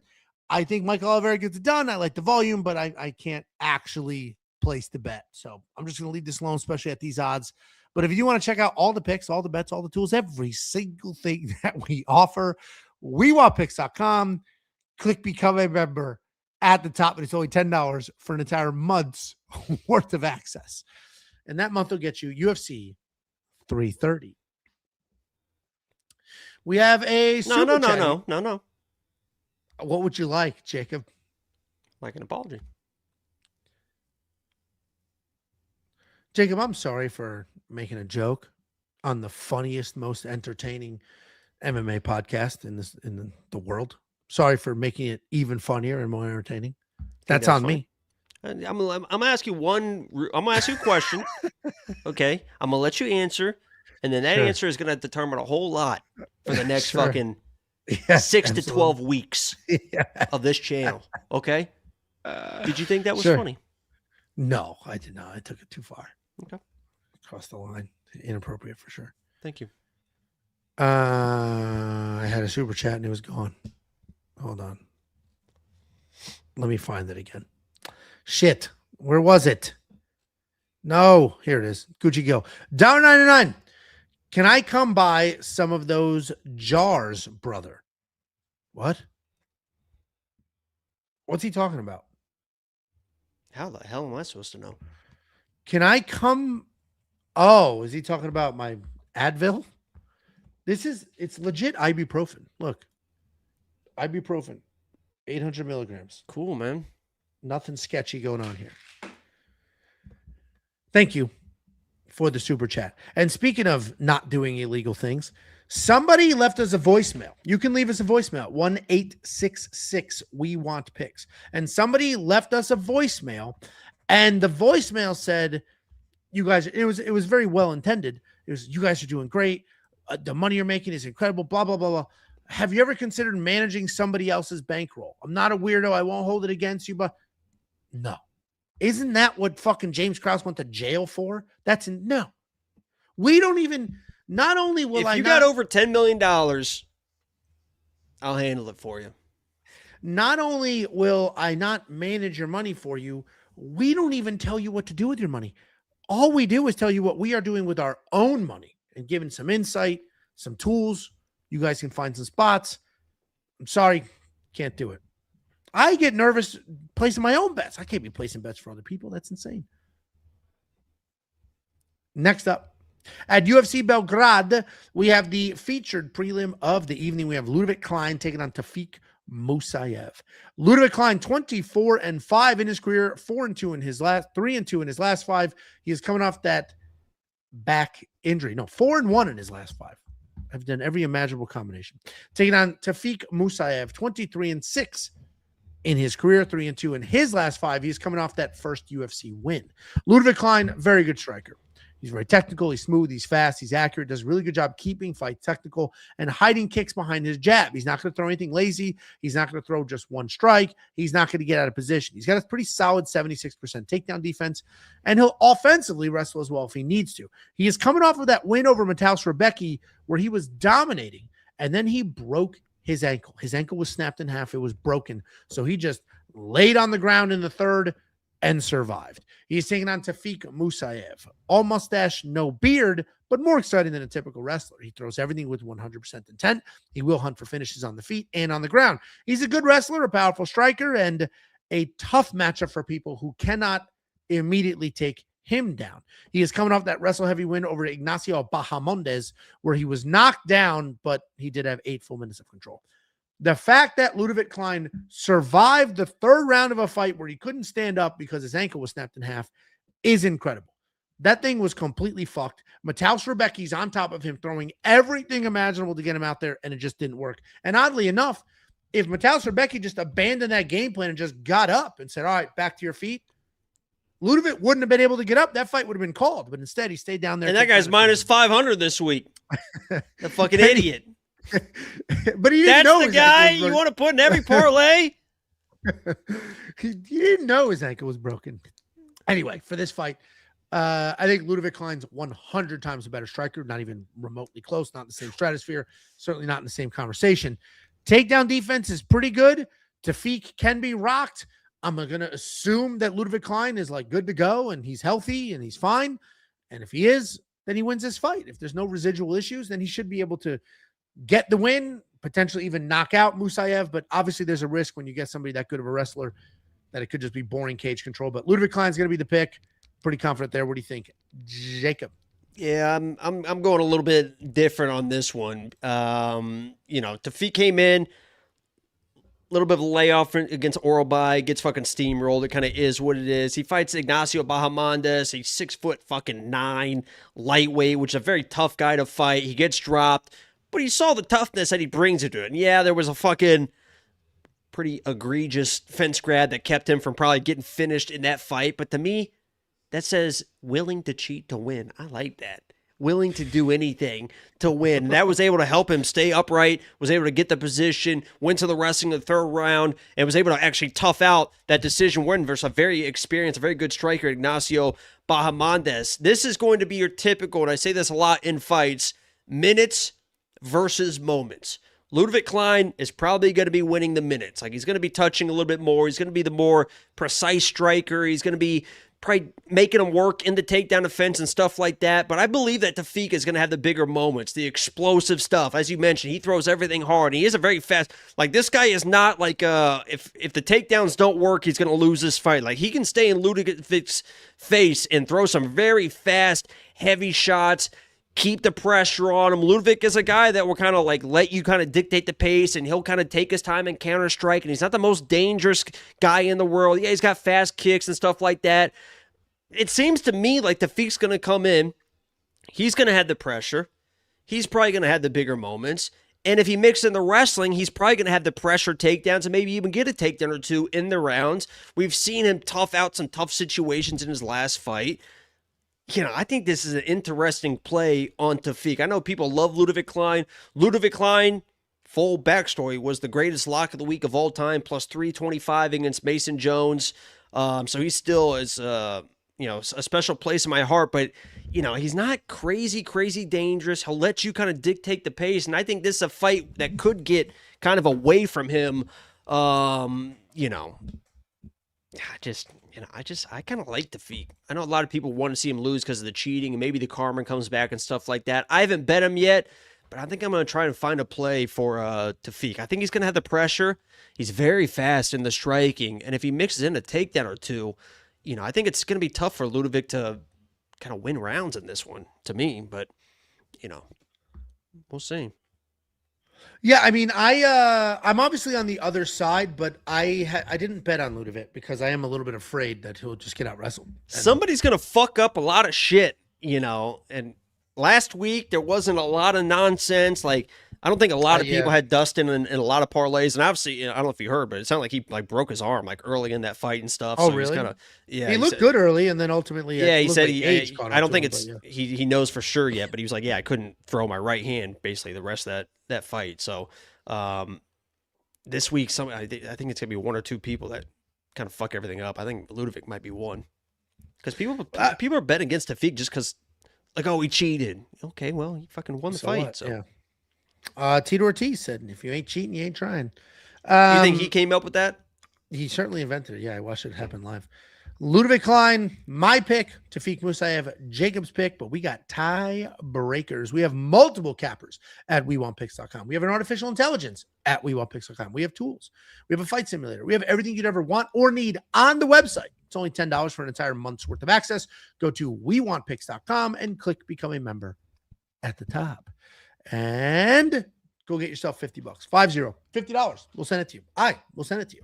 The only thing you need to do to get the $50 is go to this URL. You go to that URL. It's an affiliate link on that page. You click the affiliate link. You sign up. You make a deposit. They're going to send me a one-time commission, and then I'm going to send you $50.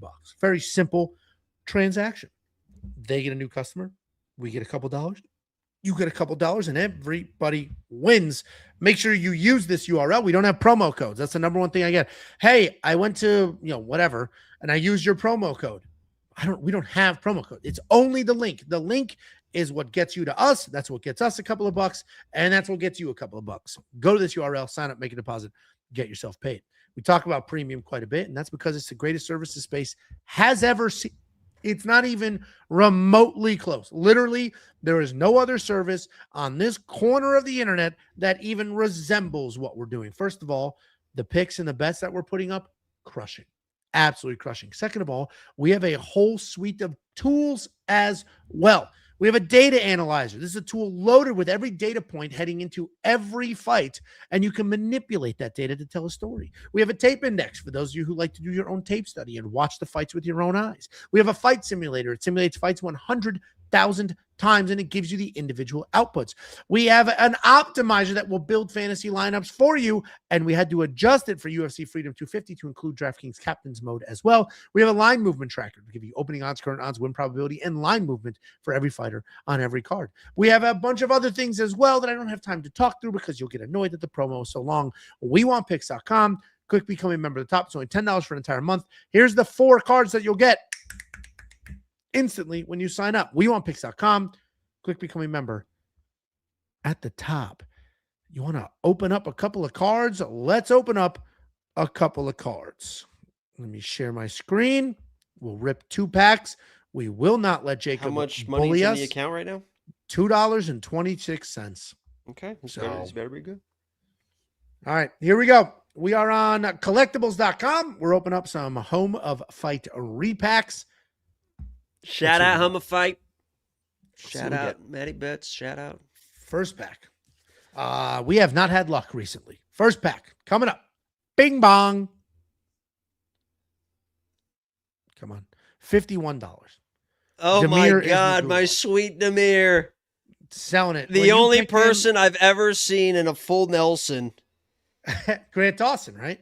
Yeah, fucking dude. There was 2 people that I put my entire wagon on in the 155 division. I said Damir Ismagulov was going to be a future champion of the division. Yeah, him and you know the other one. It was another boy. Like Russian kind of guy. It's your boy. You know who it is. Mateusz Rebecki.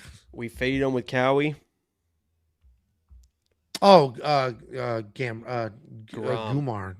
Yeah. Garam and Demir. I was like, those 2 are gonna be battling for the. Oh my God, fucking Damir Ismagulov. What a fucking cheese. He was so good though. All right, here we go. Did you know there's a $750,000 Joe Rogan card? Hold on. All right, you ready? No.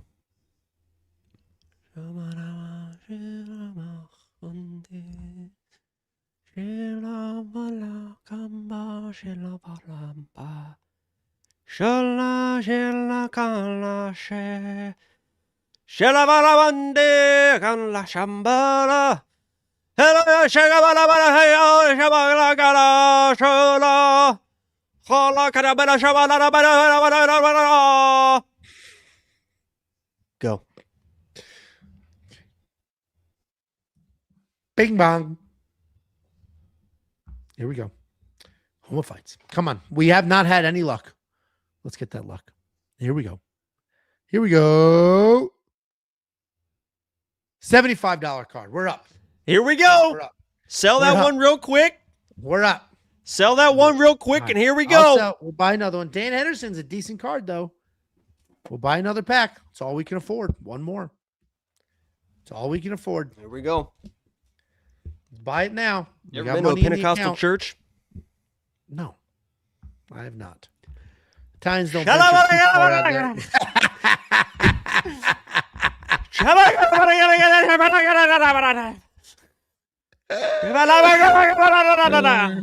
Hit it. Baptized in a river.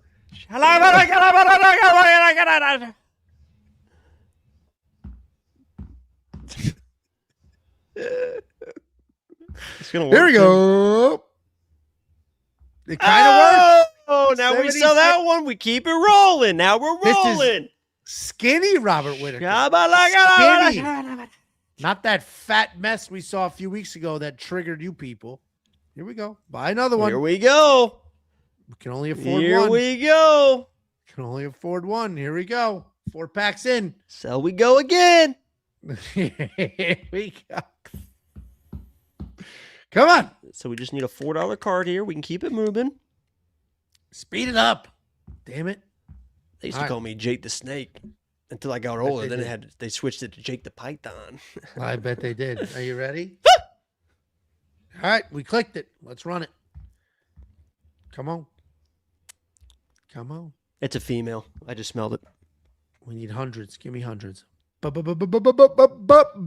Bing bong. 71. Told you. It's a signed Smelled it. Tabitha Ricci card. Smelled it. Oh, I got to keep it I autographed. can smell that coming a mile away. So we go again. No, I'm keeping it autographed. What the fuck? I'm keeping it autographed. Got smoked. Absolutely not. I don't give a shit. Oh my God, you're horned up. Nah. Dude, I'm gonna give it to my daughter. What are you gonna do to her feet? No. Hold on, I got a picture for this. This is why. Look at this fucking little sex pervert, and I'm keeping this. Look at this guy. Hold on, this all little full circle here. Sex pervert, Ange. I wonder why Angela. It's very curious why all of a sudden he's like, no, I want to stop here. I want to fucking. What is the issue now? What did I do? Look at this fucking sex pervert, Ange. Look at that little slimy looking grin on your face. There's Tabitha Ricci. God damn. What's going on there? What'd you just say? She is small. Look at that fucking. That's like sex pervert, that's normal. I'm keeping this. You took a picture with Callum. I'm keeping this. What are you talking about? You have a picture with Callum. Fucking idiot. I think there's even a better fucking little grimy little picture. How did you come up with that so quick? Little hover hand. You hover handing? How is your phone? Yeah, I am hover handing. I'm not a fucking creep. No, how are you over, so? Dude, you're all over that. Look at those creepy hovering. fucking fingers. That's not touching. That's what are you talking about? You can see the indention on her jacket. I can't even see one of your fingers. I think you found a hole you're sticking it in. I don't even think Tabitha Ricci's that great looking. All right, we got a super chat. Sex pervert, Edge. Look at this fucking. Look at the hand placement here. That's hovering. That's hovering. That hand's actually hovering. The other one's doing all the work. This one's hovering. You're all over side boob. Look, they're both hovering. Look at the one underneath too. That's hovering too. Just hold. It's the forearms. Oh my God. Yeah, hovering. You got that. Your forearms are fucking bulging out. You're gripping her so tight. Can you get Tiffany in here and let her see? Has she ever seen this? Yeah, because it was tweeted. She saw it. All right. We got a live super chat from I'm Rakan, DP4BG. Done the $150 for a reasonable amount of time and been here for well over a year as well. There's absolutely no comparison. Best value and better people is the cherry on top. Get the premium. Well, Rankan, we appreciate you very much. Genuinely. Thank you so much for the super chat. Thank you for the kind words. Thank you. Thank you. You're making assumptions there. Thank you so much for all that. I think we're locked in, right? To what? Rankan? Habibi? I don't know. I don't know what ethnicity that is. I appreciate you. Thank you so much for the super chat. Next up at UFC Belgrade. Who the fuck are these guys? It's Milos Janicic taking on Noah Gongnan. First of all, I forget what country Milos is from. I love that the flag has an outer, that's a nice looking flag. Milos Janicic, 19-3 in his career, 5-0 in his last 5, riding an 11-fight win streak. Taking on Noah Gongnan, 9-2 in his career, 3-2, 5-0 in his last 5. He is 5-0 in his last 5. What the fuck, because dude? The graphic I put 9-2 for his last 5, so I'm trying to figure out what the hell his last 5 actually is. 5-0 in his last 5, with all 9 wins being stoppages. Milos Janicic, a nasty striker. He has 19 wins with 19 finishes. He's pretty tight in his stance, does a really good job circling and staying active. He's got a really long jab, and he does throw in combinations. Mostly a boxer, though. He doesn't throw a ton of kicks, but he does throw a ton of elbows and knees if he is in the clinch. He does not have offensive grappling to offer, but he's got decent takedown defense and slid his hips. He's durable as well. He's taking on Noah Gongnan, fast, clean kickboxer who will blast kicks and then throw in combinations to the head. He stays long in his strikes. He extends the body, and then he comes up. If he is in the clinch, he's going to fire elbows, and then he'll work in some trips. He's well-rounded. He'll shoot takedowns. They're not the best, but he will attempt them. He can grapple as well. Yunnan or something. I don't think you say the G. Probably not. He does a nice job snatching things up in scrambles. Doing tape study when there's another language being yelled from the commentators I love it. It makes it difficult to. It's hard to pay attention to what's going on. If it's not white English, Angelo's not a fan, but I like the different cultures. What's tough about this card is the ridiculous amount of UFC debuts. There are 9 to be exact. And that requires a ridiculous amount of tape study because I don't know these people. I can't work off memory. I got to start from scratch and watch all of their freaking fights. What is weird about this card, though, is we can all watch the same tape. We're all watching the same shit, and we're coming to very different conclusions because I did the tape study. And my conclusion here was that Noah wins this fight. And as of right now, that makes sense, right? Look at the odds. But if you go back a little bit, look at the opening odds for this fight. It's insane. The odd flip from 5-1 favorite to underdog is insane. And when I picked Noah, these odds didn't look like this.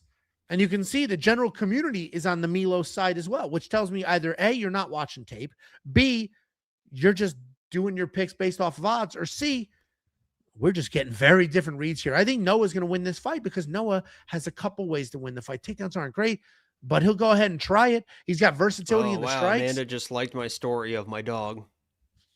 So let's throw some fucking salt in the wounds.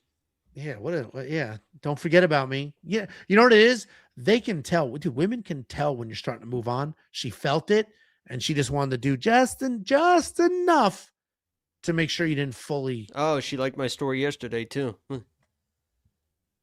Man, there's Giordani in there. You think she's laying? There's Amanda and Minteen. You think she's laying in bed with that dude, but watching your stories? It's kind of a win. I posted my car and she liked it, so I bet that guy doesn't have a fucking M3. There you go. Hey, maybe there is a chance. Noah's the pick. And when I first did the breakdown, huge underdog. Now, slight favorite. And you people clown me for it. Let's hope I'm right. Jacob, what do you think? I'm just trying not to fucking, just trying to keep it together here. Fucking, use this as a distraction. Yeah, I don't fucking know on this one, so. You're not going to make a pick? No, I am. I'm going to pick Noah just for the fact that, listen, I know people like this Milos guy. He looks like he's supposed to have the part, 19-3 wins and stuff like that. If you watch this guy, I mean, that guy's, was it dirty boxing? He's just kind of beating up on people that don't really know what's going on and stuff like that. If you watch him, like, offensively, he's fine. But defensively, he's like kind of one of those guys, like, when you get in his face, he kind of like, just arm extended, just kind of like, there's no like fucking staying in the pocket, you know, fucking like, when you're in there fucking, you gotta fucking like this, you got inside, you're rolling with shit.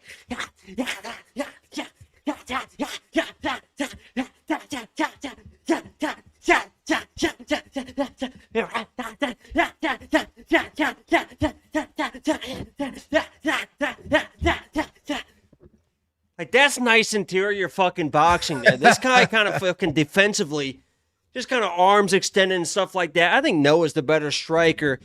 It's probably... Yeah, I was waiting for the heavy breathing, to be honest with you. It's a joke, Angelo. I'm a fucking athlete. I'm a fucking phenom. Is that Noah's right? the better striker. I think he gets it done.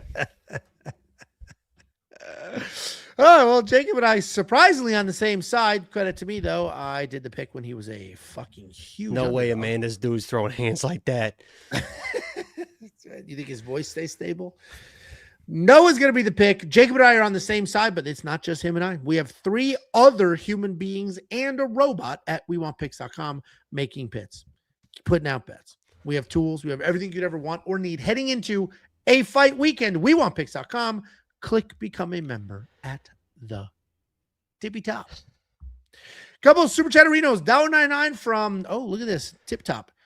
$41.99. Give a shout out to my crew, the Moneyline Mob. Shout out Moneyline Mob. Whoa. No, I read that 6 times because I was like, that's not something bad, is it? It isn't. So shout out to you and the crew. Do you ever get like a sharp pain in your left arm? Yeah, no. You're 2 workouts away from the big one. Oh, look at the doggo. Look at the sweet seal. from Angelo hates dogs, but I've got 2 of them and I love them. And you send a video saying, I hate these dogs. Look at them just eating Tiffany's underwear. Well, the big one eats her underwear and then fucking throws it up at 3 o'clock in the morning, which sucks. But a 499 super chat. Ange, the new intros for early breakdowns are almost as sick as the pad on your head. I hope y'all both feel better. Jacob's goon sessions must be rough. I have been locked using in your on the pornography of imagination. late. Using your imagination quite a bit, I assume. Can't really see. No, that's why, I don't want to blink and miss anything. What are you? Are you a guy that just kind of locks in on one video, or are you just getting it done while you're scrolling? Like 10 seconds on this one, 10 seconds on this one. Just shorts. That's not me. I don't do those kind of things. You don't do what kind of things? Indulge. Indulge in what? Self-pleasure. You don't pleasure yourself, Angelo? Self-love is very important. This is what I do for self-love. Hang out with my buddy and talk about fights in a very heterosexual manner. You touch yourself right now? Is that what you're insinuating? Hands up. Let's move this mouse with both hands. Why's your thumb like that? What's wrong with my thumb? You were like holding it like this. You were like... They're both double jointed. You're welcome, Tiff. Next up, at UFC Belgrade, we have Vlasto Seppo taking on Gilbert Urbina. Vlasto Seppo, 14-3 in his career, 4-1 in his last 5. Then this is his UFC debut. Taking on Gilberto Urbina, 7-4 in his career, 2-3 in his last 5, riding back-to-back knockout losses. Vlasto Seppo's a Serbian, and like the rest of the Serbians on this card, he's primarily a striker. Fast, powerful, throws with intent, throws in combinations.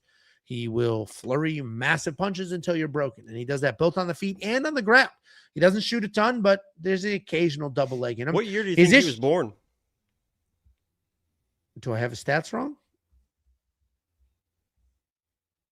Why am I? Oh, 1995. His issue, however, is he's reckless. What a random tattoo. He can be hit, and he has. 95. I was looking at Dustin Jacoby's. He has a D on one arm and a J on the other. Like he went to the tattaoo shop, and a lot of people have like their own names, and he probably like did Gage, it when he was like, super Oliveira's young. got Oliveira, like Gagey's got his last name. That was like the thing to do, like early 2000s. Was like, I mean, look, you're fucking. Who are you? Hey, hold on. Who the fuck are you to talk about tattoos? Mine, I've said a million times over, mine are stupid. I got him at 19. That's literally what I was saying. Probably got him when they was younger, and now here we are 20 years later. Like, ugh. Whoops. Not like this bad boy here. Yeah, congrats. For sure. No, absolutely. He's taking on Gilbert Urbina. Good grappler, competent on his feet as well. He's got high striking output of almost 6 significant strikes landed per minute. But if you watch his fights, it's clear no defense at all. He just wants to move forward and throw. He's got a great pace, plenty of cardio. He can keep that cardio for 15 full minutes if his chin allows it. He is coming off that knockout loss to main eventer Uros Medic, where he had Uros dropped early, and then he ate a massive left and got himself knocked out. Seppo should be able to crowd Urbina. Odds. Huh? 4-3, 350, 275. What's wrong with that? Oh, yeah, nothing with him. Yeah. All right, you're fine. Let's use some deductive reasoning skills to figure out where we're at. Seppo, because somebody was like, oh, I don't understand the odds in the main, because I did that with the main event. I don't understand the odds. How we have two. Let's use some deductive reasoning skills. We can get there. I promise. Seppo's going to win this fight. I think he crowds Urbina. I think he starts throwing. I think he gets in his face, and I think he can knock him out. It's that simple. My only caution would be that Seppo's like a wind-up toy. That's the analogy I use in the quick. And it's wind him up. Can you stop saying Seppo? What's wrong? It's Chepo. Where's the H? That's what I thought. Serbian. You wind him up, you point him in a direction, and he just moves forward like this. That's it. There's no defense at all. It's just offense. He just moves forward like that. He throws the same punches over and over and over. Anybody with a decent takedown can go ahead and time whatever those punches are, get him to the ground. But luckily, Urbina is kind of a bum. So Chepo should be able to win this fight and probably wins by finish. It is a little scary, though. What do you think? Jacob? Yeah, a little bit scary, but this guy, I mean, This probably just is what it is. Like, I know Urbina's at a pretty good gym. I think he's at Jackson Wink now. At a pretty good gym. He's a capable striker. He's probably the more well-rounded guy, honestly, of the two. But, he probably just gets blitzed and knocked out. Like, it's just what's supposed to happen. It's probably what happens. If it doesn't happen, then it's going to look good for Urbina second or third round probably. But, it just is what it is. Yeah, it's funny because I had a safety I told you I built 3 safety parlays. Oh, I would not do that. Well, I had one with Seppo in it, and I was like, nah, I can't do that shit. There is a world where, like, Urbina had Uros Medic 90% knocked out. I'm like, there's a world. Chinny. People kind of forget that Medic's like very chinny. Oh, he definitely. And I said that going to that fight. I said Urbina's probably going to drop him with the first punch he throws. That's exactly what happened. Well, it's going to be. I don't think I've ever been wrong. I'm going to be annoyed if the safety parlay misses, but Seppo wins. It's Chepo. His nickname is El Chapo because it's Chepo. Yeah. Because he was in it, and then say it to his face. Went ahead and bailed on it. Those Serbians are no fucking joke, man. Yeah, I know. Look at him. I said he looks like Andre Petrosky, but fucking loaded up with tattoos. They post-prison Andre Petrosky. This is an interesting fight. Should be a ton of fun. I do not imagine it lasts very long at all. So if you want to check out the bets that we have on this fight, which we do have bets on this fight, go to WeWantPicks.com, click Become a Member. At the top, it is only $10 for an entire month's worth of access. Couple super chatterinos. $1.99 from Steph Kerr, 1969. In comic book terms, describe your two's duo. Comic book. I'm Joker and you're Batman. Harley Quinn. Batman and Robin. I'm Joker and you're Harley Quinn. Just the hot one that everybody loves. Okay, I'll take it. Yeah, the fucking whore, slut, sex pervert that's obsessed with me. That everybody loves. You're obsessed with me. I don't know the dynamic. Is she obsessed with him? I'm Poison Ivy and you're Bane. There we go. I'm seductive. I'm sultry. And you're kind of like the just fucking all right, nasty people loved son of a Bane. bitch. People loved Bane. I'll take it. Yeah, you're just a nasty, smelly son of a bitch. Why we say Bane smell? Suave. I'm fucking. Yeah. Poison Ivy Jacob. Thank you for the super chat. $4.99 from Lalo 9270. Can you rate my dog, Jacob? Love the new Beamer. I love the eyebrows. It's a good Roddy there. Ansel doesn't appreciate good, like, real dogs. He's got, like, fake dogs and stuff like that. Those fucking weirdo fucking... I don't think they're breeding those dogs right anymore. Those dogs are fucking... Anytime you see a doodle, those things are fucking off the fucking wall. But a good fucking mine Roddy... aren't. A good fucking Roddy, we'll take good fucking... Those are good dogs. I'm a big fan of... You know what one of the most underrated dogs of all time is that I fucking absolutely love? I don't think you're ever going to guess it. I love kind of like a Roddy. Those ones that look like I like it's kind of like a Rottweiler. A Rhodesian Ridgeback. Just a little it's like the goofy version of a Rottweiler. Oh, Saint Bernard? No. It's a good guess. No. Then I don't know. A boxer. Oh, I fucking love boxers. Boxers dude, I do not like boxers. Boxer puppies too are so fucking gangly. They're too high energy, dude. Those things don't come. You have doodles. What the hell are you talking about? Boxers aren't more high energy than your fucking psychopath dogs. One's a Bernese mountain dog doodle. Her big ass just lays around all day. Jesus. She's fucking enormous. She just chills. I do appreciate we got a couple real dogs though. We got a couple more super chats. We'll get to those after the next fight. Next up, 10 out of 10, by the way. UFC Belgrade, we have Dusko Todorovic taking on Robert Valentine. Dusko Todorovic, 13-6 in his career, 2-3 in his last 5, coming off that submission win that broke a 3-fight skid. Taking on Robert Valentine, 11-6 in his career, 2-3 in his last 5. He is coming off his first UFC win. Dusko Todorovic, technical striker. He's got good power. He's got decent takedowns as well. And he has some BJJ that will round him out. He has some what? Dude, my head is fucking killing me. He's got some BJJ that will round him out. I think is what you said. He's a high volume guy who lands almost 5 significant strikes per minute, but there are definitely some questions about his chin. Takedown defense just okay at 42%. He is coming off that first win in 3 years where he took Jose Medina down twice and then he submitted him all in the first round. Taking on Robert Valentine, creative striker who's going to plot forward. He's got good hands and plenty of spinning techniques. He has powerful hands. a willingness to exchange, but he's very hittable. He doesn't go to his takedowns very often, but he does have them in his back pocket. He's very exciting to watch. He will look for finishes everywhere. He is coming off the career-saving win over Julian LeBlanc, where he blasted the inside of his leg 4 times, and then he threw him to the ground and submitted him. It's a fun fight. Neither one of these guys are like very good, but they're both very exciting, and they can be dangerous. No one has ever accused Robert or Dusko of being boring, and nobody's ever said that they're clean and technical. That's why this is going to be a fun fight. It could also go in many different directions, but I do think that Robert's the overall more durable guy, and I think that whole Timu Yuri Prohashka style of him will work well. I think he's going to move forward, hopefully avoid whatever comes his way, and then just grind, slow down to Todorovic, who's not very durable, won't last very long. So I'm going to pick Robert Valentine here. I think he gets it done, but like, holy shit, am I not betting on this fight? What do you think, Jacob? I am betting on this fight because I don't know who the fuck people think Robert Valentine is. This guy comes in and smokes a guy that like should not have been in the UFC at all. Like, I mean, that guy was not ready for any part of that fight. 8 3 leg kicks and was like, all right, I'll see you guys later. And yeah, he was able to get the win and stuff like that. But Julian LeBlanc was like, I mean, that guy was fucking horrible. And I'll go out on a limb and say, I know that Dusko is a Zach Reese victim. I think Zach Reese fucking smokes Robert Valentine as well. I understand that Dusko is like not the best guy in the world, but he's got the more experience. He's hung in there tough for some very high level people.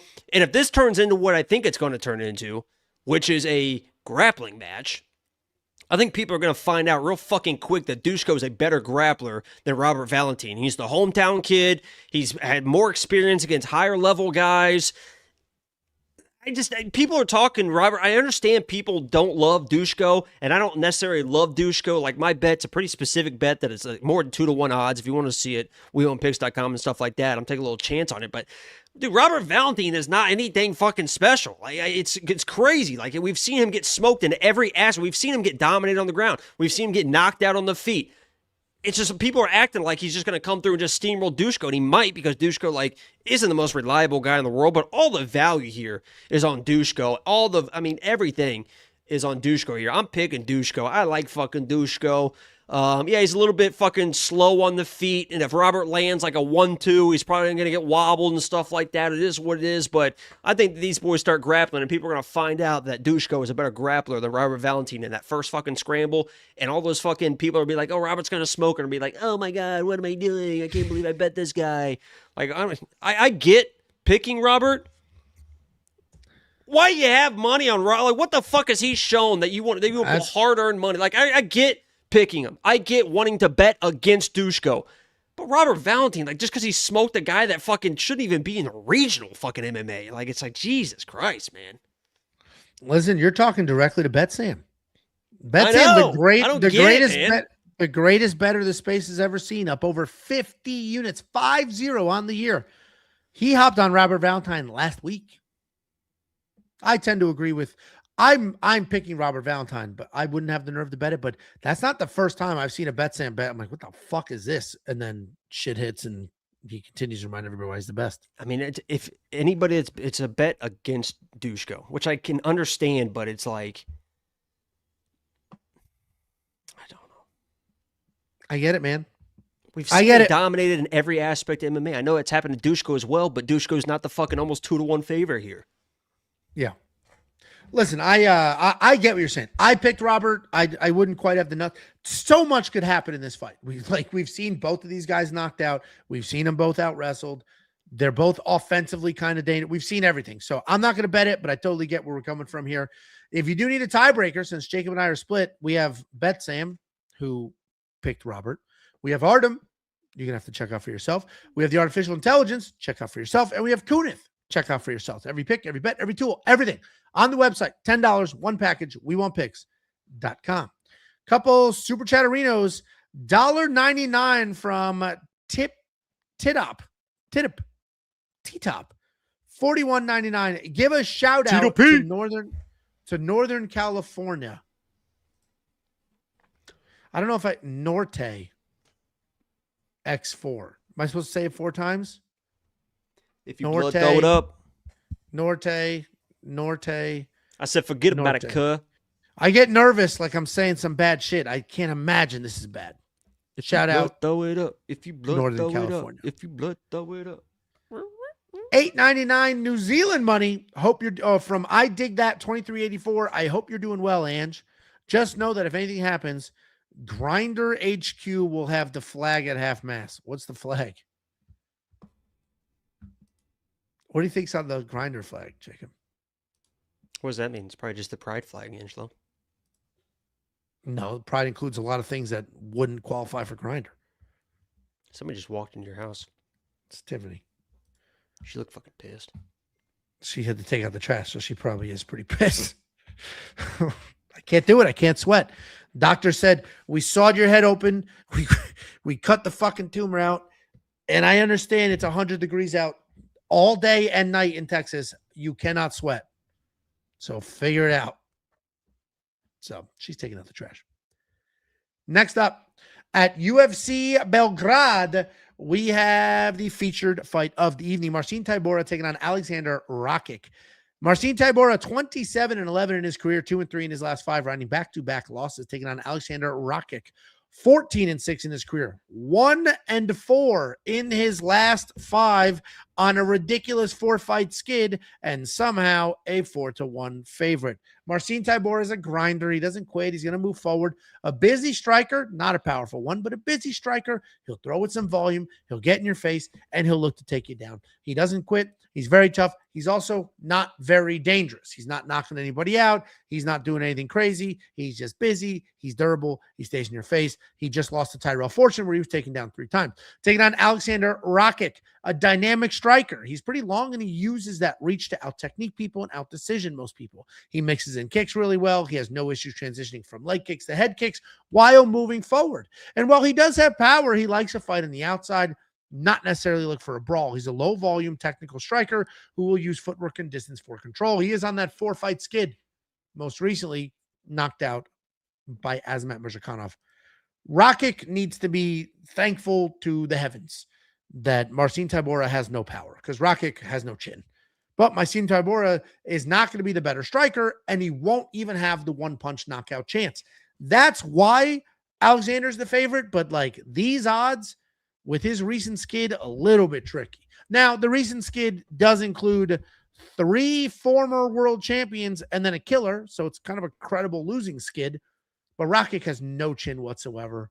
He's got good footwork. The striking's good enough. He should be able to stay away, not be taken down, not be finished here. Rakic's going to be the pick. I have no bets on him because I just hate these odds. The dude's on their last 6 fights are 6 losses. They're 0-6 in the last combined 6 fights. Jacob, what do you think?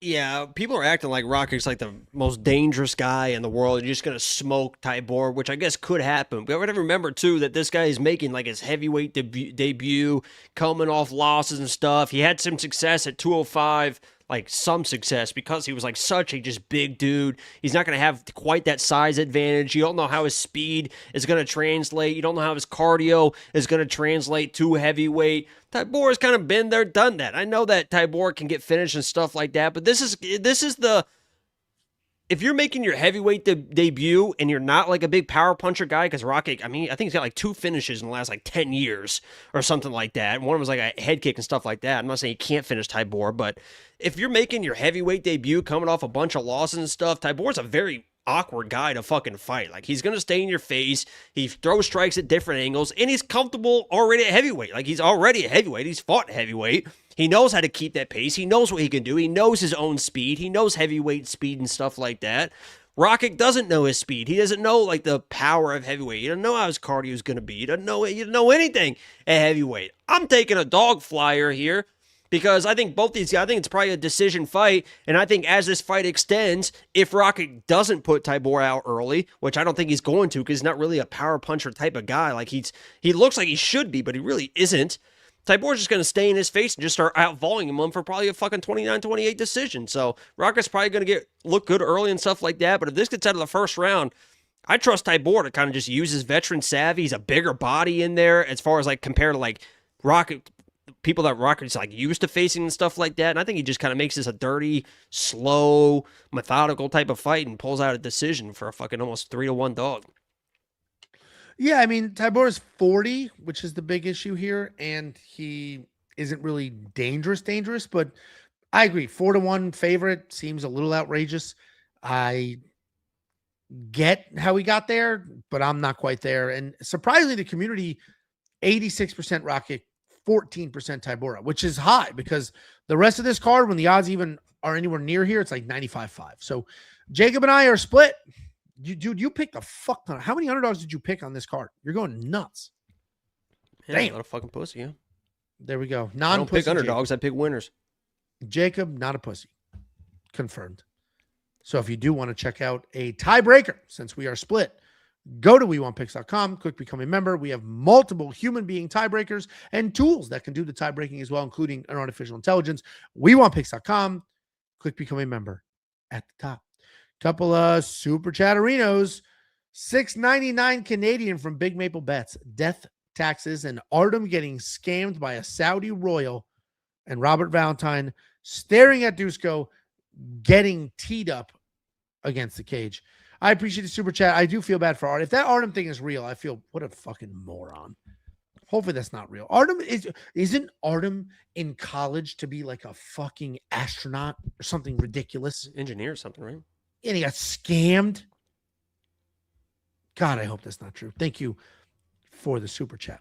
$1.99 from you know who 88. You should lose weight if you sweat talking shit. Oh, if you sweat taking trash. Okay, first of all, shit fuck. It's 100 degrees outside. Feels like 108 right now. Yeah. And we have two giant bins that are full of trash, and you have to roll them from the side of the house to the front. Nobody's saying you're pouring sweat, but you get a little dewy. And I got fresh. Ow. Oh, I ripped that off too fucking fast. That was dumb. It's fucking freshly sliced like this. 12 stitches. It's horrendous pain. Next up, at UFC Belgrade, we have the co-main event of the evening. We have Jan Blachowicz taking on Navajo Sterling. Jan Blachowicz, 27-11 in his career, 2-3 in his last 5, looking for his first win in 4 years. Taking on Navajo Sterling, 10-0 in his career, which means he's 5-0 in his last 5. He's undefeated, and he's coming off that knockout win over Iwan Kutalaba. Jan Blachowicz, former light heavyweight champion of the world. He has that rocky couple of fights since losing that belt. He's a striker. He hits incredibly hard. He's got solid wrestling, but we don't really see the wrestling as often as we should. He is a well-rounded guy. He has a world of experience. His UFC record is 12-8-2, and he has wins over a handful of former world champions. He's coming off that draw to Bogdan Guskov, where he won the first, he won the third, but he got dropped pretty bad in the second. And he gave up a 10-8. Taking on Navajo Sterling, former professional kickboxer who is early in his MMA career. As a kickboxer, he does a lot of things you would have expected him to do inside of the octagon. He'll work the body, he'll blast the legs. Not a high volume guy, but does a good job making the strikes that he does throw actually work. He's got big knees up the middle. On the outside, he'll manage range. And he's starting to come into his own with the power. We just saw that in the win over Iwan Kutalaba.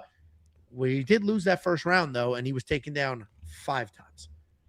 I said, if you go back to the recap of the Iwan fight, I said live in the moment, Navajo Sterling is not that guy. And I've been saying it since his UFC debut. He's just not that guy. He is not who they said he was going to be. He just isn't. He needs to be faded in the future, but they keep giving him favorable matchups. So I'm like, all right, he's not him, but I can't really fade him in this spot. And then he squeaks out a win. He didn't look great there, but I can't really fade him in the next spot. But here he is fighting a 43-year-old man. And Navajo's not the killer that we thought he was, but unfortunately for the Navajo haters and the Navajo faders, he should be able to beat a 43-year-old man by staying on the outside, just touch, go, touch, go, touch, go, touch, go. So unfortunately, Navajo's going to be the pick, but if somehow Jan pulls it off, I will stick with my I told you so. He's not that guy. He should have been faded. Jacob, Navajo's got nothing to lose. What do you think? Yeah, what a fucking mentality that is. I've been very anti Navajo Sterling for a while. He basically is like the the newer Vitor Petrino. I was very anti-Vitor Petrino for a long time with his mentality and stuff like that. Eventually, Vitor ran into some issues, changed weight classes, now he's having success. Navajo eventually is going to fuck up. Like, the way that he fights, the mentality that he brings in the fight, you could just tell he's not really like a fucking killer type of guy. I'm not saying he's not a tough guy and he's a fighter and I get all that fucking stuff, whatever, but he's coming into this week talking about, like, and I get the wanting to have that mindset of, like, he said, like, I got nothing to lose. I'm coming in short notice. This is a top, I don't know what the rankings these days, like, I think Jan's like 14 of the new rankings they use or whatever, but Jan's obviously being a top guy for forever. He's a former champion and stuff like that. And I was like, I got nothing to lose in this fight. Bitch, what are you talking about? You're fighting a 43-year-old as a fucking 3-1 favorite. You're undefeated. You win this fight, you can get a top 5 matchup next. You're probably in a short list, especially in this. I mean, this fucking division's kind of a mess right now. You're like, they could sneak you in like they did Khalil Roundtree at some point for a fucking title shot. But if you lose this fight, you lose. What do you mean? I got in a fucking, not an argument, but Ayman Zahabi tweeted me too. Was like, well, it's probably just his mentality. It's like, I don't give a fuck. You can have your own mentality and be like, yeah, there's nothing to fucking lose, but there is stuff to lose. Like, you can try to convince yourself, like, this is just a free roll, home, like, house money. I got nothing. But you have everything to lose. What are you talking about? Like, that mentality, it's like, fucking nut up and say, hey, this is a big opportunity. This is a form your fucking champion. If I lose this fight as a fucking big favorite against a 43-year-old, that's going to fucking suck. That's the reality. So this whole fucking trying to spin the reality of, like, oh, I got nothing. Oh, by golly, I'm just going to go in there and do my best and we'll see. I fucking hate that shit. I fucking hate all this fucking willy-nilly pussy bullshit. Let's be a fucking competitor for once and be like, yeah, this guy's 43 years old, and if I come in and lose to him, I don't care if he's a former champion or not, I'm going to be fucking embarrassed. I'm going to come in on my P's and fucking Q's, and I'm going to try and win this fight. But if he comes in willy-nilly and be like, nothing to lose, and tries to put Jan out in the first round, which he might do it, short notice. He was talking about, like, when I got the call for the thing, I was like on a binge. I was like on a fucking alcohol bender and stuff like that. It's like everything he is saying this week is like red flag, red flag, red flag. So if he comes in short notice, 43-year-old is like, we'll just see what happens. I'm going to try and knock this guy out in the first round. And he doesn't do it. This fight gets really fucking interesting because we know Jan's going to stay in your fucking face. I hope I'm fucking wrong. I've never hoped. Angelo says it every once in a while, and it drives me insane when he makes a pick and says, I hope I'm wrong. I'm picking Navajo because he should be able to get it done. He's got all the intangibles, but that whole mindset and all this fucking, like, giggling, fucking, you even saw Guskov against Ankalaev. He got finished, got up. This first thing he did was look at Ankalaev start laughing. Like, giggling, like, oh, it's like... But you could argue he actually had nothing to lose. Huh?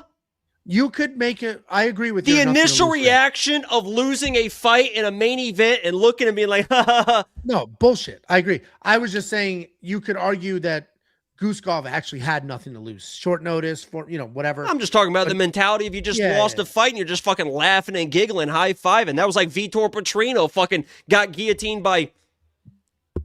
you know who. And the first thing he did was like, oh, shucks. Like, oh, it's like, God damn it, man. Act like you give a fuck. I'm taking Navajo. I hope I'm fucking wrong. Oh, there we go. See? Rooting against yourself is nice. I do that shit all the time. I did that when I picked and bet on Cyril Gane. I was like, God, I hope I'm wrong. I want Alex to win. I hate that fucking, I got nothing. That's like when teams are down 3-0 in a series and it's like the whatever and it's like, oh, we're just going to go out there because we got nothing to lose. If you lose the series. What do you mean you got nothing to lose? If you lose, the series is over. You got everything to lose. You fucking done. It's fucking such a lazy mentality of trying to put the pressure off of yourself. Face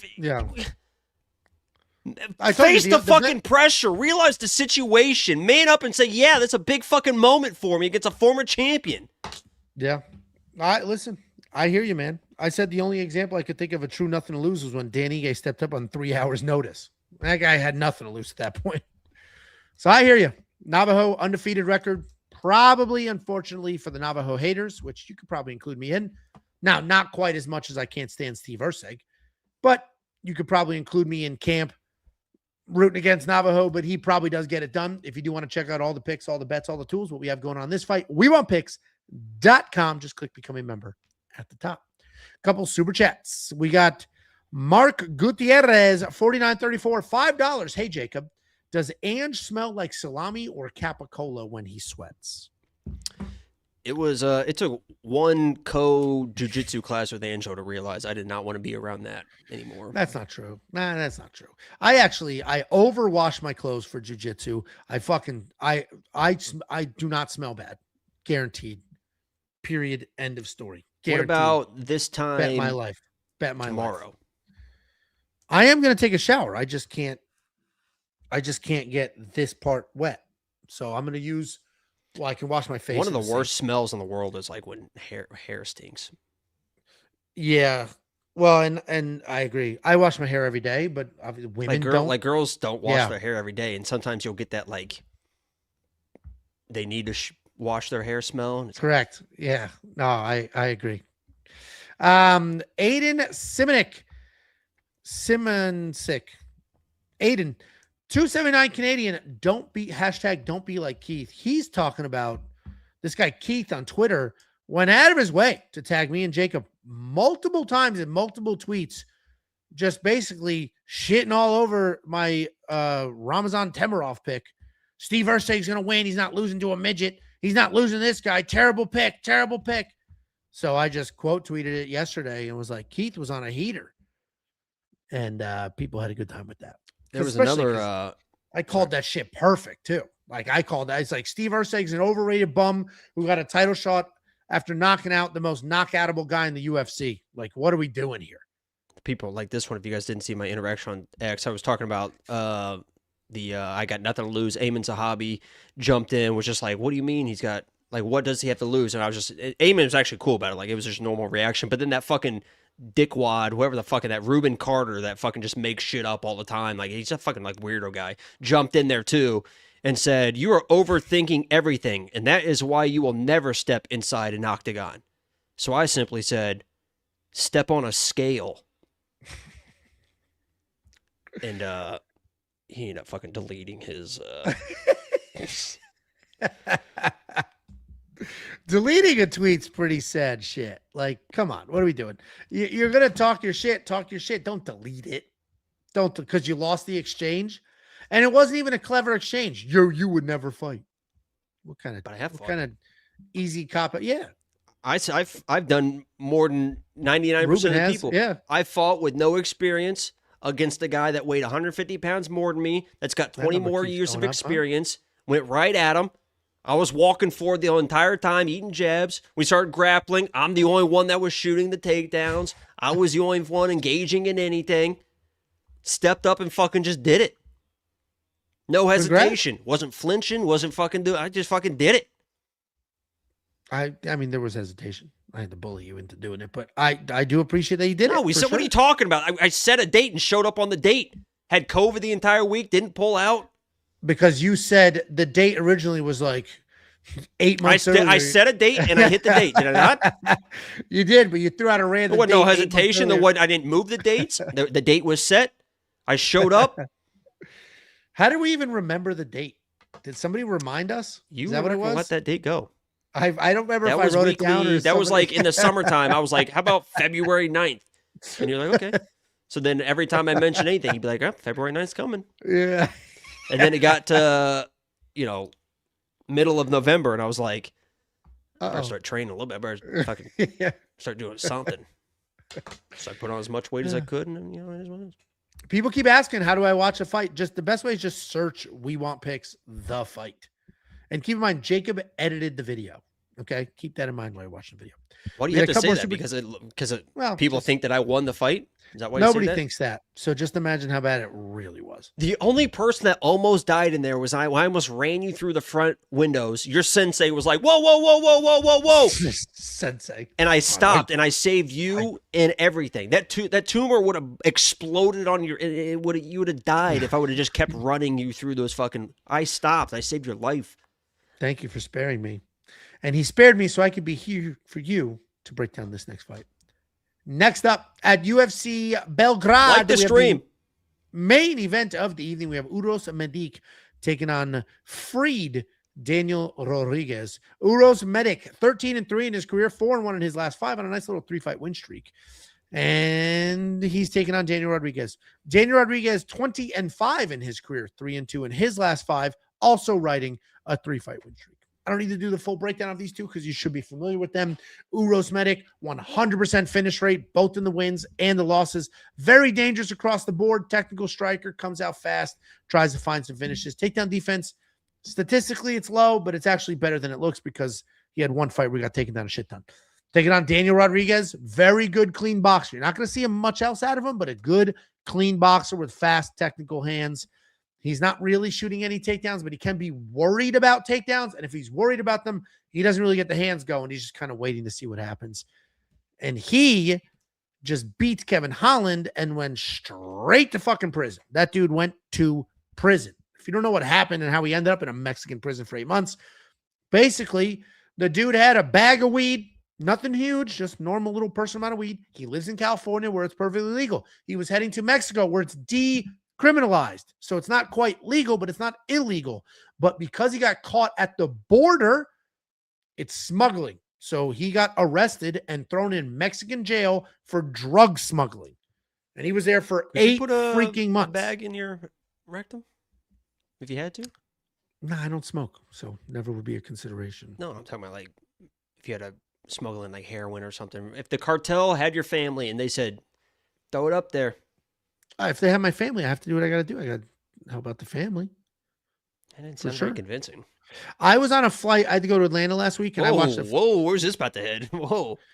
A movie. And you know how they won't let you bring sandwiches through TSA, so I took that sandwich. I love those hot dogs, bro. Called Balls Up with Mark Wahlberg and that fat dude, the funny fat dude there from Stavo? The karate show. He looks like Stavi, but not him. Anyway, it was about a special out, or he's about to have a special out. It's about a condom that also covers your dick, and they had to put heroin in it and swallow it. It's about a condom that also covers your dick. You know your balls. Condoms do? Sorry, it also covers your balls. That's one of the best moments in 40-Year-Old Virgin when he's like trying to figure out, and he's like, does it go over the balls? He's like trying to, he's like, and then he's like reading the instructions on the condom. He's like, doesn't say. He's like trying to blow it up and then put it over his dick and balls and stuff. It does go. If you guys are wondering, it does go over the balls. If you guys are if you guys have never gotten in that situation, you guys are about to be in that situation. Maybe this week, maybe you're going to have you're going to become a premium member for like $10 a month. You're going to kill it. And then you're going to go out celebrate because this is a morning card. You can go about celebrating Saturday night. You're going to be in the club. And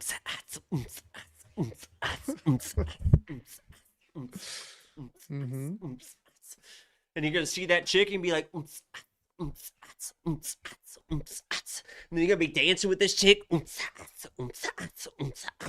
you're going to come home. You're going to put her on the couch. You're going to put on some music. You're going to be looking at her being like, and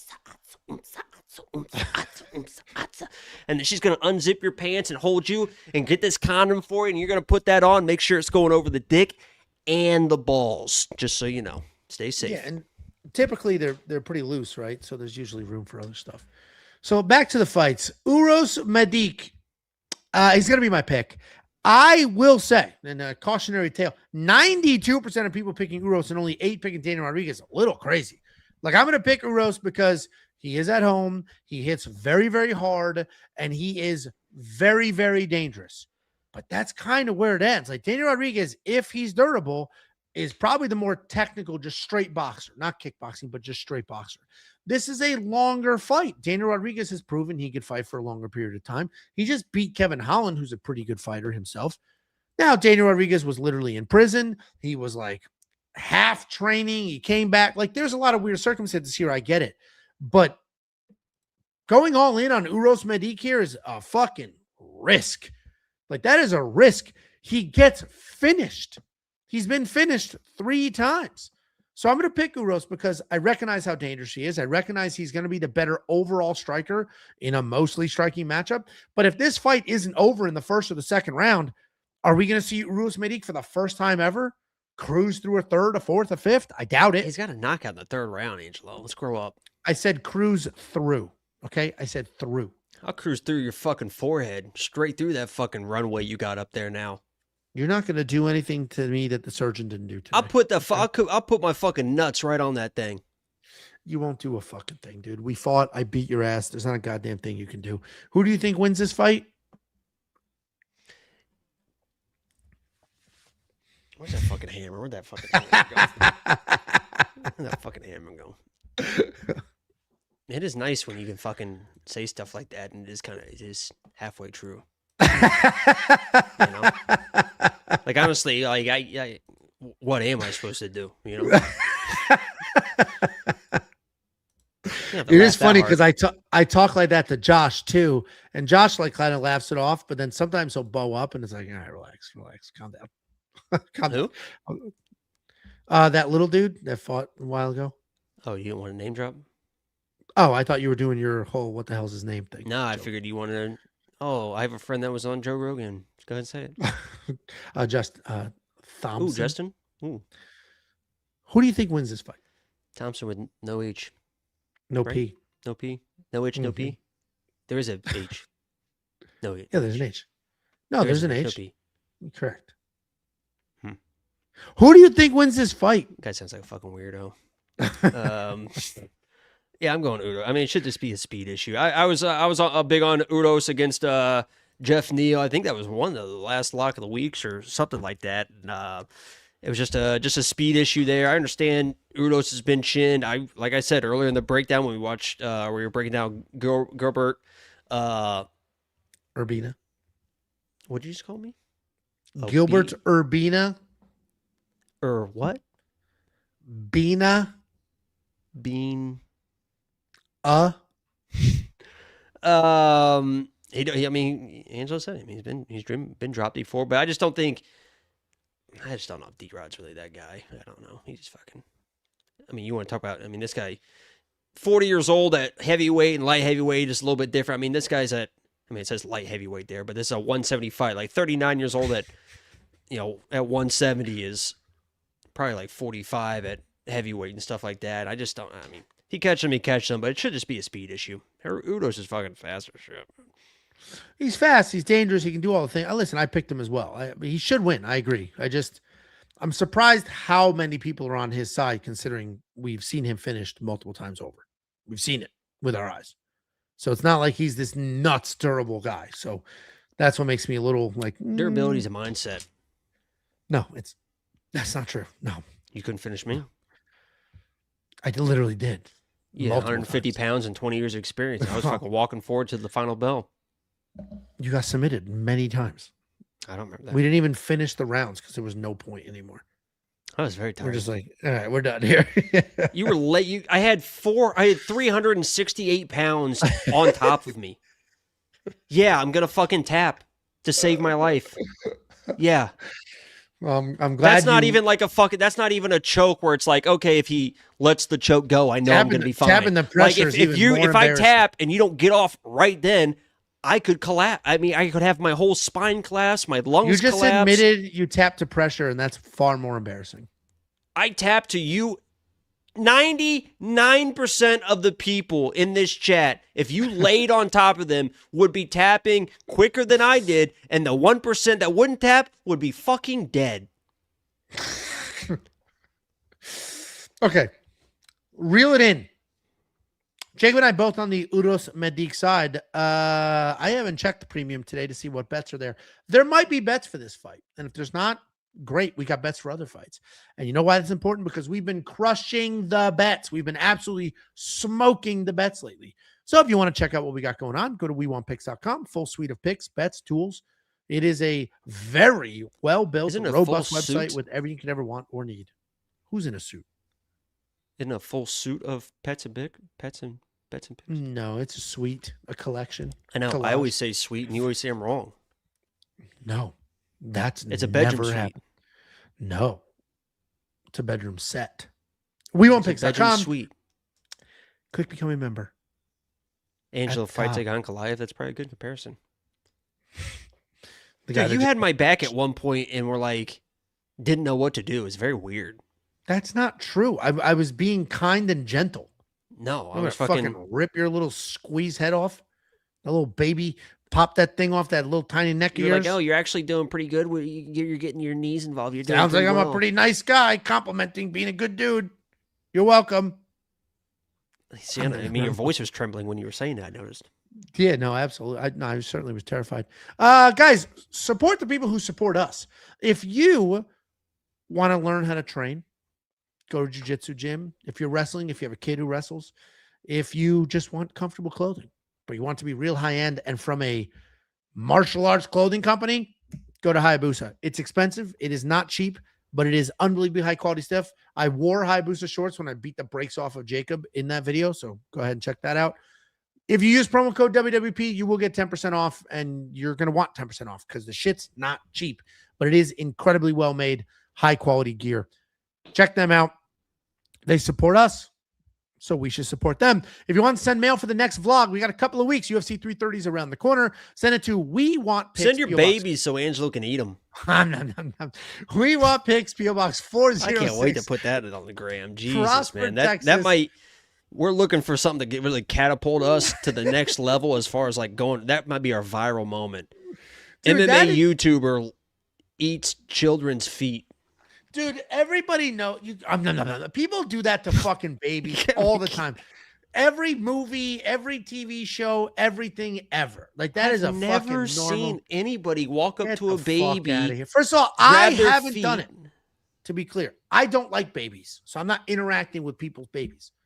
But other people, no, give me those feet. Do you remember when I had to kidnap your baby? What?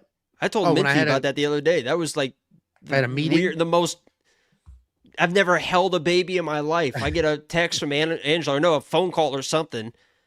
Hey, you can't say no. I'm about to get in a meeting. You need to take my baby out of the crib. Just put her in the living room. You can't say no. I'm going in my meeting. I was like. I've never held a baby in my life. I walk in your house, you're like in your office, you're like, you text me like, yeah, she's in the crib or whatever. I wish I would have filmed me walking because she was awake, just sitting there. I wish I could have filmed her face and her reaction when I walked into her room and looked into her crib and went like this. Like a fucking, like, she was like, like her eyes were, I've never seen eyes get so like, it was, who the fuck are you?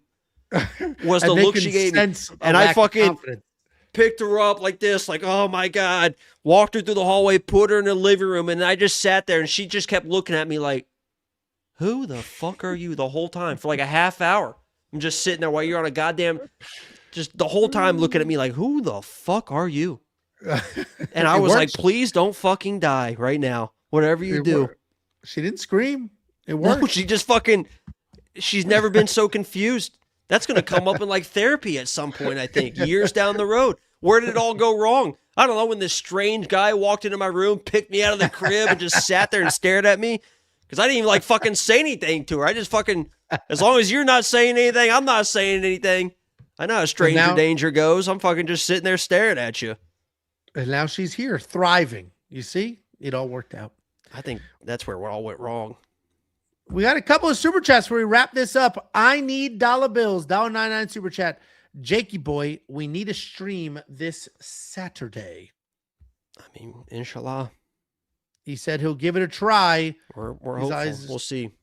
It's tough in the morning because it takes someone a little bit to kind of get going. I will say, doing this stream right now, they're kind of. I'm telling you, failing on you? No, they're not as bad as they normally have. I think the key literally is fucking, what I say, don't listen to doctors. Yeah. Don't fucking. Gucci Gill, $1.99. Smelled him at OKC during the main card. Good, not great. All right. Well, first of all, I don't believe you. Second of all, 7 hours into drinking after walking around outside in that fucking disgusting heat, smelling good. In that arena, that's an accomplishment. Thank you. People were smelling you? Were you charging people to smell you? I should charge. Well, I guess Gucci just paid up in $1.99 super chat. $4.99 from Isaiah Campo, 6635. Grad plus Oliveira plus Medic plus 130. What do you think? I think all three of them win. I wish those were better odds because that's a lot of risk. Two of these three have been finished before, actually in their last fight. or in their last loss, at least they've been finished. So that's a little nerve-wracking, but it should hit. We both picked all three of those gentlemen. Thank you for the super chat. And $5 from my man, Thomas Rinker. Thomas Rinker is our most faithful mail sender. $5, Racic and Uros both win because they're way faster than their opponents. Yeah, basically what Jacob said there. Appreciate the super chat. Thank you very much. What do they say? Accuracy. What Connor say? Speed is better than accuracy, but accuracy is better than speed. Actually, I found this. I did take a picture. Can I show this of when she was like a baby? Do you care? Yes. Nobody knows what babies look like. I took a picture when I was sitting there in the living room because her face was. How do you find this shit so fast? Well, I found it because I sent it to Minty because I told her the story, and I thought that I had this picture, so I found it. So I just went through Minty because I literally told her about it like 2 or 3 weeks ago or something like that. So this is your daughter in her face of 10 years ago or whatever. Yeah, just fucking of me. She has she has no idea who I am. Like she probably seen me like maybe once or twice or something like that. Sitting, I'm just laying on the living room floor while she's just sitting there as well, and this is her fucking face looking at me. dude, the whole time. The whole time I went, picked her out of her crib, placed her on the fucking floor, and the whole time she just like, who the fuck? There wasn't like, she couldn't even be sad. I think it was just so much fear. And she's like trying to distract herself, like, here, I've got these toys, but who the fuck are you? Like, fucking. That is so. I had to take a picture because, like, I'm just sitting there being like, hey, don't do anything crazy. And she's just looking at me like, who the fuck are you? That is great. Send me that picture. I'm going to show it to Tiffany. That is a great picture. Oh shit. Well, thank you guys for being here. We're 2 hours and 46 minutes in. You can show her too. She probably won't even know who she is. Over under on 10 people complaining how long it took. Guess what, dickhead? If you go to the website, you don't need to listen. They were under 3 hours. Yeah, we're good. 14 fights. That wasn't even just us lollygagging. So thank you for being here. Genuinely appreciate it. It was Angelo. And good luck. We don't have cards? I did them all. We're out of money. Sell the one.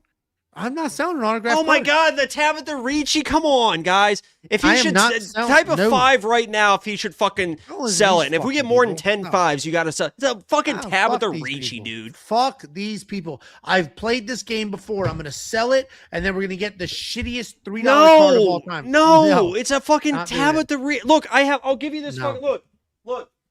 Where is it? You give me your stack of cards so I can give it to my daughters, and I'll do it.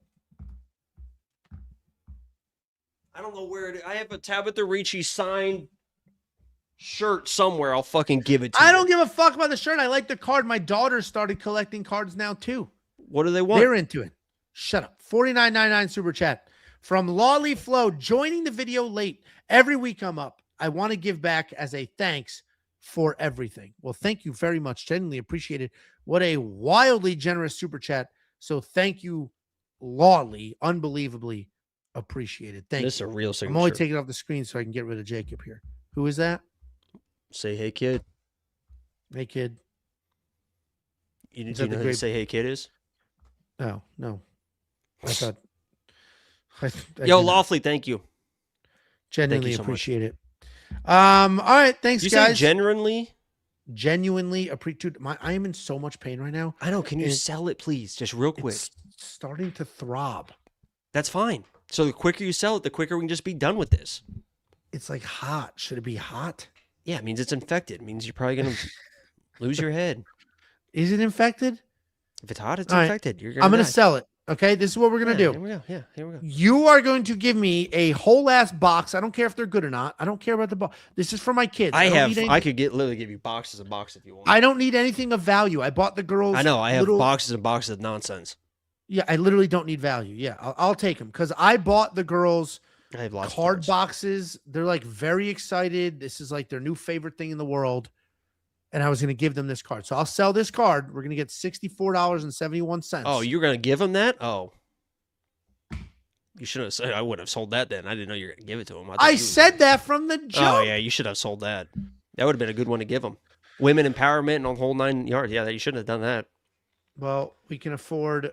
Oh no, we can only afford 1 pack. Yeah, I wouldn't have done that. That was a fucking. Nope, not Apple Pay. That's not happening. Use the balance. All right. Well, this card better be getter, so I can give it to them. That's not my fault on that one. That was on you. I did not know you were going to do that. Oh, my head's fucking killing me. All right. For the girls. This is for my daughters. Yeah, my sweet, beautiful angel daughters. Jacob bullied me into selling a female fighter autograph card. This is not going to be good. We got this one instead. This is not going to be good. For the girls. After brain surgery. For the girls. For the girls. Okay. $70. Now we're starting to roll. Now we sell that one. Jay Haynes. Justin Haynes, isn't it Justin Haynes? I don't know. I don't remember that. Fucking Michael Bisping. All right, at least the value was similar. I got right. We no longer have a girl autograph, but I can still only buy one. Damn. You still have that Mackenzie Dern? It's shipping to me. That's from last one. All right, here we go. Come on. Speed this shit up. We are going to end up over 3 hours. God damn. I'll give them all my female autograph cards. All right, here we go. For the girls, we're just denying the inevitable here. For my sweet, beautiful daughters. This will be good. For my I think sweet we're going to be building here. This one's going to be about 70, 80.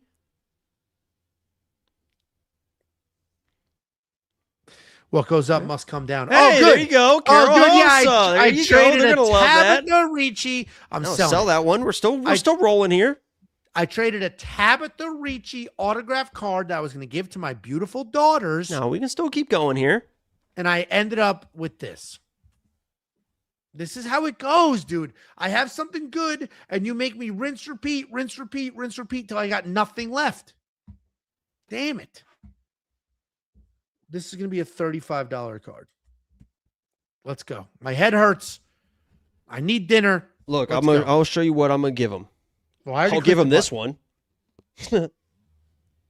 Who's that? Oh. Oh, shit. You're opening it. I am opening it. Here we go. For the girls. $50 card. Oh, that's a cool looking card. Okay, we're still rolling. Sell that one. Had this card? Sell that one. We're down to there's only one pack left. Bro Rosas. Is that what we just looked at? No. All right, here we go. Hold on. I'm going to show you what I'm going to give them. All right. Look, they can have this. Who's that? Luana Pinheiro. Okay. I'll give Women Empowerment. Irene Aldana just kind of got cut, I think, or retired, or I'll give her this. Here you go. I know you don't really like who's that? Those type of people, but Angela Hill. Okay.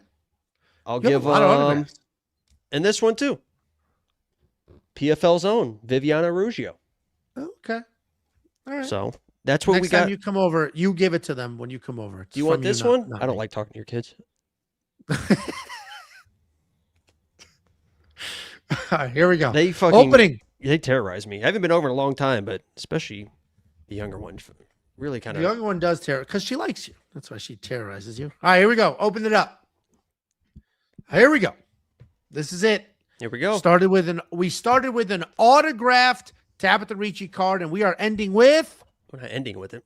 A $39 Aljamain Sterling card. We sell that one. I don't think this gets us over the line. $35 plus what was the balance? I don't know. We started. Do we have enough? We don't have enough. Huh?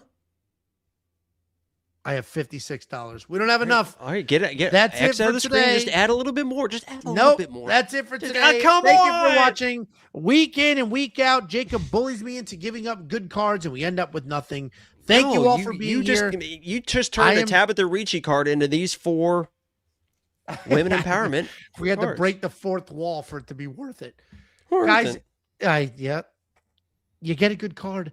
Keep the card, mail it to your house, and display it. Thank you for being here. This is going to be a wild weekend, so good luck this weekend. See ya.